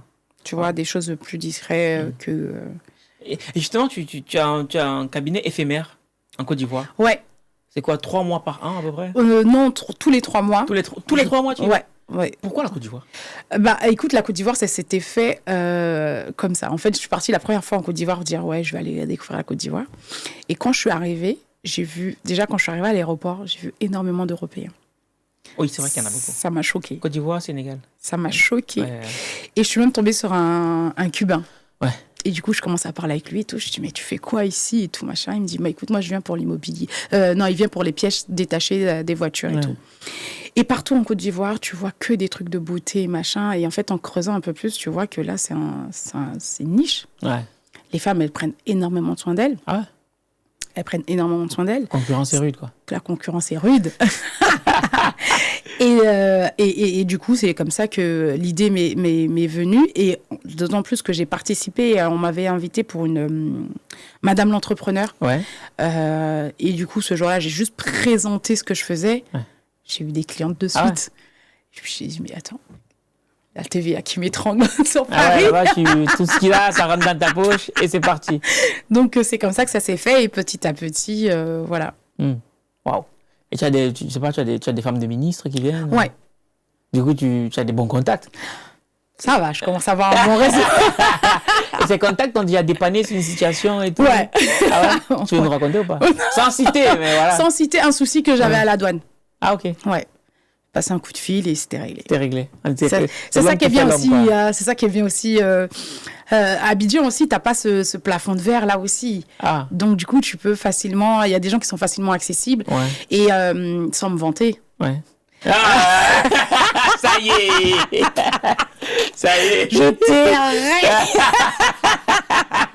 Non, la qualité de ton travail, en fait, et la discrétion, le fait que, il y a le secret médical. Oui. Et donc, du coup, ça aide beaucoup et ça inspire confiance parce que, du coup, ce qui est rigolo, c'est que tu peux avoir la femme et la maîtresse d'eux. Ah ouais. Et tu vois, bonjour, on s'est jamais vu. Après, tu rigoles, tu dis, ouais, c'est chaud. Et tu vois, c'est ça le truc. Et c'est ça aussi qui fait que ces gens-là, ils vont te recommander. Oui. Ils vont te dire, elle, je sais que c'est, professionnel. Pour te donner un anecdote, j'ai une cliente, une de ses meilleures amies est venue me voir pour après qu'elle a eu un besoin de moi. Ouais. Et du coup, j'ai son autre meilleure amie qui vient aussi. Ouais. Et du coup, l'une et l'autre me présentent. On se retrouve toutes les trois dans une soirée, et elle me présente. Et je me mets à rigoler. Parce qu'en fait, elles savent pas que, tu vois. Et après, elle me fait, mais Lovely, pourquoi t'as rien dit? Je dis, mais secret professionnel. En fait, quand tu rentres dans mon cabinet secret professionnel, il est à l'extérieur, comme si de rien n'était, on se connaît pas, on s'est jamais vu. Ouais, c'est vrai. Et du coup, ça plaît beaucoup en Afrique, parce que du coup, il y a la peur que les choses soient divulguées, les choses comme ça. Alors que nous, tu vois, c'est le serment, on doit respecter le secret médical. Et c'est vrai qu'à l'étranger, tu as des pays où c'est pas forcément le cas, où les gens, ils ont peur de ça, tu vois. Et donc, ça fait une force pour moi, en fait. Et surtout que tu as déjà plein de nanas qui font de l'esthétique là-bas aussi. Hein. Ouais. Bon, ça, on ne va pas discuter du fait que de leur diplôme et de la provenance des produits, etc. Mais il y a aussi ça qui rassure, que le fait que je sois diplômée en Europe, c'est des produits certifiés. Donc, du coup, ça rassure énormément. Oui, forcément. Donc, petit à petit, l'oiseau fait son nid. L'oiseau fait son nid, ok. Ok, c'est super. Et ici, il y a une dernière question. Souvent, il y en a beaucoup qui sont sceptiques par rapport à ça. Ouais. Bon, ils n'ont pas tort en même temps parce que c'est pas simple. C'est vrai que sur Instagram, on nous vend le truc comme ça, mais c'est pas simple, comme tu l'as expliqué. Ouais. Ils disent que avoir recours à la chirurgie esthétique, c'est renier ce que le créateur a fait pour nous. C'est quoi ton approche par rapport à ça? Déjà, c'est comme si tu disais qu'un enfant qui est né avec une malformation, bec de lièvre, problème cardiaque, et que tu faisais une intervention. Tu retouches à la création. Ah, c'est vrai. Et il y a aussi le fait que la Bible te dit que ton corps est un temple, tu dois en prendre soin aussi. Ouais. Donc, du coup, tu as différentes façons de voir ça. Tu vois, parce que tu as vraiment des réelles souffrances. Tu vois, moi, je prends l'exemple d'une femme qui a eu un cancer, qui est vraiment mutilée, hein, qui fait de la chirurgie esthétique pour pouvoir retrouver l'estime de soi, pouvoir se regarder dans le miroir. Est-ce que c'est renier ce que Dieu lui a donné? Tu vois ce que je veux dire? Où est-ce qu'elle est la limite, en fait, finalement, là-dessus, tu vois? Ok, si tu parles... Et puis même... Ça, c'est porter un jugement. Nous, professionnels, on ne peut pas porter de jugement là-dessus, tu vois. C'est vraiment propre à chacun, comment il voit les choses. Mais je pense que c'est beaucoup plus complexe que ça. La question c'est pas tout noir, tout blanc, tu vois. Tu ne peux pas juste dire le fait qu'elle a eu la recours à la chirurgie esthétique, elle bafoue ce que Dieu lui a donné. Parce que vraiment, derrière cette histoire d'esthétique, il y a vraiment de la réparation. Donc, du coup, il y a de la considération. Donc, du coup, il y a une forme de, comment je pourrais dire ça, de compassion, tu vois. Donc, du coup... Dieu est compassion. C'est pas faux. Donc... C'est juste que très souvent, quand on dit chirurgie esthétique, on voit le bébé. Mais oui, parce qu'en fait, c'est trop vulgarisé et en fait, on ne voit pas tout ce qu'il y a derrière. Tu vois, moi, j'ai des femmes qui ont subi des violences conjugales qui se font réparer. J'ai des femmes après des cancers qui se font réparer. Et c'est des femmes, c'est vraiment, pour le coup, vraiment, c'est de la chirurgie réparatrice. Même si on dit esthétique, mais c'est de la réparation. Même si psychologiquement, elles ne seront jamais réellement réparées. Parce que tu vois, quand tu as eu de la chimiothérapie, de la radiothérapie, où tu as été brûlée, et tu portes cette cicatrice, tu vois. Parce que moi, je prends le cas d'une patiente que je suis actuellement, où elle a une laparotomie, c'est-à-dire qu'elle a été coupée du haut vers le bas. La cicatrice, elle est énorme au niveau de son ventre. Et elle me le dit, Lovely, certes, je suis guérie, mais je porte ça tous les jours, je vois ça tous les jours, je ne supporte plus de me regarder comme ça. Qu'est-ce qu'on dit à une femme comme ça? Qui va décider à un moment donné d'aller enlever cette cicatrice parce qu'elle ne supporte plus de le voir? Parce qu'il faut savoir aussi que ces gens-là, ils sont mal dans leur corps. Donc du coup, tu vois? Ouais, c'est vrai. J'aimerais aborder un dernier sujet avant qu'on ne se sépare. La question de l'épilation définitive au laser. Oui. C'est-à-dire, qu'est-ce que tu veux savoir? Qu'est-ce que tu veux savoir? Est-ce que c'est normal qu'on n'ait plus le poil sur le corps? Est-ce que c'est une bonne chose? Alors, si tu parles de quel côté, là? Le poil est censé être fait pour nous protéger. Ouais. On est d'accord? Mais on peut aussi avoir des soucis par rapport au poil, notamment tout ce qui est kyste spéléoïdale, tout ça, tu vois. Donc, oui et non. Donc, attends, ça veut dire quoi? Que quand on fait une épilation laser totale... Déjà, il y a l'esthétique. Ouais, ok. C'est une question d'esthétique et de pratique. Ah ouais, avoir des poils, c'est pas beau? C'est une question, hein. Moi je veux ça c'est subjectif. Ouais. Tu vois, c'est propre à chacun. Moi je pense pas. Moi je supporte pas les poils. Moi personnellement. Donc c'est pas beau. Je trouve pas ça beau, je trouve pas ça propre. Ok. Donc moi personnellement, j'ai eu recours à la chirurgie, au laser. Ouais. Donc sur mes jambes. C'est vraiment définitif, quoi. Ça pousse plus jamais, quoi. Alors, si tu peux avoir une petite repousse, si tu fais, les poils sont influencés par les hormones. Oui. Donc grossesse, ménopause, tu peux avoir du duvet, stress, mais tu n'auras jamais la même quantité que tu as parce que c'est le bulbe qu'on va brûler, la tête du poil qu'on va brûler, donc du coup tu en auras plus. Ok. Et la séance ça dure combien de temps? Tout dépend. Par exemple, une séance pour les aisselles, c'est 5 minutes. Ouais. Tu vois, une séance pour les jambes, tu peux compter 20 minutes. Le maillot, ça dépend si tu fais intégral ou pas. Là, plus 30-40 minutes parce qu'on travaille avec une basse température, des petites fréquences, donc avec une fausse de refroidissement parce que c'est une zone quand même sensible et délicate. Donc, on peut partir sur du 30 à 40 minutes. D'accord. Ok. Donc, voilà. Et ça coûte combien ça? Les prix varient entre tu pars de 75 € jusqu'à 250 et t'as les hommes aussi qui ont de plus en plus recours à l'épilation définitive. Vous avez réussi à nous arnaquer, pas du tout. Vous vous laissez tenter, on va dire ça comme ça. Ouais, bon, soit dit en passant. Ok, mais du coup, si on veut te contacter, si on veut bénéficier de tes services, comment ça se passe? Alors, il y a Instagram. Ouais. Et c'est quoi Instagram? Instagram, c'est Camélia Kerboudi. Okay, on va mettre dans le commentaire, dans la description. Et puis Planity aussi, pour prendre rendez-vous, ou via WhatsApp. C'est quoi? Vas-y, tu peux donner le numéro? Le WhatsApp, c'est le plus 33 07 69 25. Non, 07 60. Non, si je donne plus 33, je ne mets plus le 0. Ouais, c'est ça. Oui. 7 69 27 40 25. Ok, plus 33 7 69 49. Ah, tu me fais douter de moi. Ah. Donc voilà, c'est... Tu me fais douter de moi. Alors, attends. Donc voilà l'équipe, il faut si vous voulez contacter. Oui, c'est quoi? Oui. 7, 69, 27, 40, 25. Voilà, bref, on vous met tout, vous avez le numéro, vous voyez si ça vous intéresse ou pas. Et dernière question. Ouais. J'hésite entre deux questions. Alors, vas-y. Alors la première. Celle qui te ferait le plus plaisir. Tu penses qu'on va où après la mort? Je pense qu'on va où après la mort? Bah, tout dépend de notre croyance et tout dépend de ce qu'on a fait. Toi, tu penses qu'on va où après la mort? Moi, je sais que moi, je vais... Vas-y, fais-toi plaisir, vas-y. Non, moi, je sais que j'irai auprès de Dieu, moi.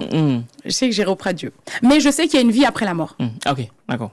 Pour avoir entendu les témoignages des patients en réanimation, je sais qu'il y a une vie après la mort. Ah ouais, comment ils te disent quoi? Bah, tu as des patients, en fait, qui te disent... je vais te prendre l'idée d'un patient qui m'a beaucoup marqué. C'est un patient, on avait dû scalper son dos. Ouais, scalper son dos, Ouais, on avait greffé le dos, tout le dos et tout machin. Et en fait, ce patient, il était sédaté, curarisé, donc du coup, le plus profond des comas que tu peux faire, où il n'était même pas dépendant juste pour même bouger, parce qu'il était assisté pour tout, tu vois, même pour la respiration. Ce patient, il était capable de me dire qui était là, quand il était là. Et il nous a dit qu'il planait, en fait, il y a beaucoup autour. de gens qui disent ça. Et à un moment donné, il nous a même dit, c'est vrai qu'à un moment donné, on a dû le choquer et tout machin, parce qu'il avait fait un arrêt cardiaque. Il m'a dit, il était sur l'arbre qui était en face de sa chambre. Non. Tu vois, et il nous a dit exactement qui était dans la chambre, à quel moment. Il connaissait nos habitudes, il connaissait nos voix. Non. Quand bien même qu'il s'était réveillé. C'est vrai que moi, je savais qu'il était chrétien, donc quand je faisais les soins, je lui mettais la musique des louanges, tu vois. Et quand il s'est réveillé, il a dit, mais elle est où, celle qui met tout le temps des louanges, tu vois. Donc moi, je sais qu'il y a une vie après la mort. Ok. C'est vraiment je suis convaincue de ça. En tout cas, c'est un sujet qui nous intéresse de plus en plus. On a reçu une dame qui a eu l'expérience de mort imminente. Ah ouais. Elle nous a expliqué un peu ce qu'elle a vécu. C'était plus ou moins la même chose qu'elle décrivait. Ok. Et dernière question. Comment ça se passe avec les hommes? Pour les postes... écoute, moi, ça s'est bien passé. J'ai eu 2 hommes en post-opératoire qui avaient fait de l'hyposuction et dessiné les tablettes là, de chocolat. Non. Bah si. Semblant. Oh, l'arnaque. Oh, l'arnaque. Mais ça compte pas ça. Qui le sait? Oh, l'arnaque. Ça se voit pas. Hein. Enfin, les incisions sont bien faites. Hein. Et on touche, c'est mou. Non. Ouais. Ben oui, parce que du coup, on a aspiré le gras superficiel. Ah, superficiel. Et du coup, on redessine. Oh. Ok, d'accord. On juge pas. Donc, du coup, tu vois... Et détrompe-toi, il y a beaucoup d'Afro-Caribéens qui ont recours à ça. Ah ouais? Oui, la liposuction, oui. D'accord. Petite bedaine. Ok. Tu vois? Bon. Donc, ça se trouve, tu as des gens que tu connais qui ont eu recours. Ok, bon, d'accord. Non, ça, franchement, jusque-là, ça s'est très bien passé. J'ai Ok. pas eu de soucis. D'accord. Ok, en tout cas, merci beaucoup C'est moi. d'avoir accepté de... Franchement, vous avez vu, elle a esquivé aucune question. Non, j'ai Elle a répondu à toutes les questions. répondu Ah oui, je vraiment t'avais dit. toutes les questions, vraiment top. Ben écoute, alors, Lovely, ta caméra, elle est là, je te laisse le mot de la fin. Le mot de la fin, prenez soin de vous. Que ce soit psychologiquement, physiquement et mentalement. Quelque chose qu'on néglige beaucoup chez les Afro-Caribéens. Voilà. La messe est dit Amen, pasteur. Amen, pasteur Lovely Sylvain. Hein? Bon, l'équipe, j'espère que vous avez apprécié l'échange avec Lovely. J'espère aussi. Ouais, j'espère aussi. Vraiment, je pense que vous avez aimé. Sinon, pas, on va aller chercher. Bref, on vous met tout dans le premier commentaire ou dans la description de la vidéo. Comme je vous l'ai dit, moi, je recommande le livre Nina Dotia, Guérir de l'acné. Voilà, avec des méthodes simples, efficaces. Vous voyez ce que ça vaut. Et puis, si vous avez aimé, laissez-nous un commentaire, partagez, likez. Si vous connaissez un chirurgien viscéral, un orthopédiste, comme je vous l'ai dit, un psychiatre, ouais, peut-être même un pédopsie aussi. Parce que on a de plus en plus. Hein. Ouais. Vraiment, on se fera un plaisir de les accueillir pour qu'ils nous expliquent un peu plus ce qu'il en est. Donc, c'est le cas. Je vous donne donc rendez-vous au prochain numéro. Je vous dis, on est ensemble. Minakano. Plume d'élite, le programme des éditions Argent Livre qui transforme votre rêve en réalité. En 28 jours, nous vous accompagnons pour écrire votre livre, puis nous assurons l'édition et la communication. Rejoignez-nous et partagez votre histoire avec le monde. Rendez-vous sur argentlivre.com.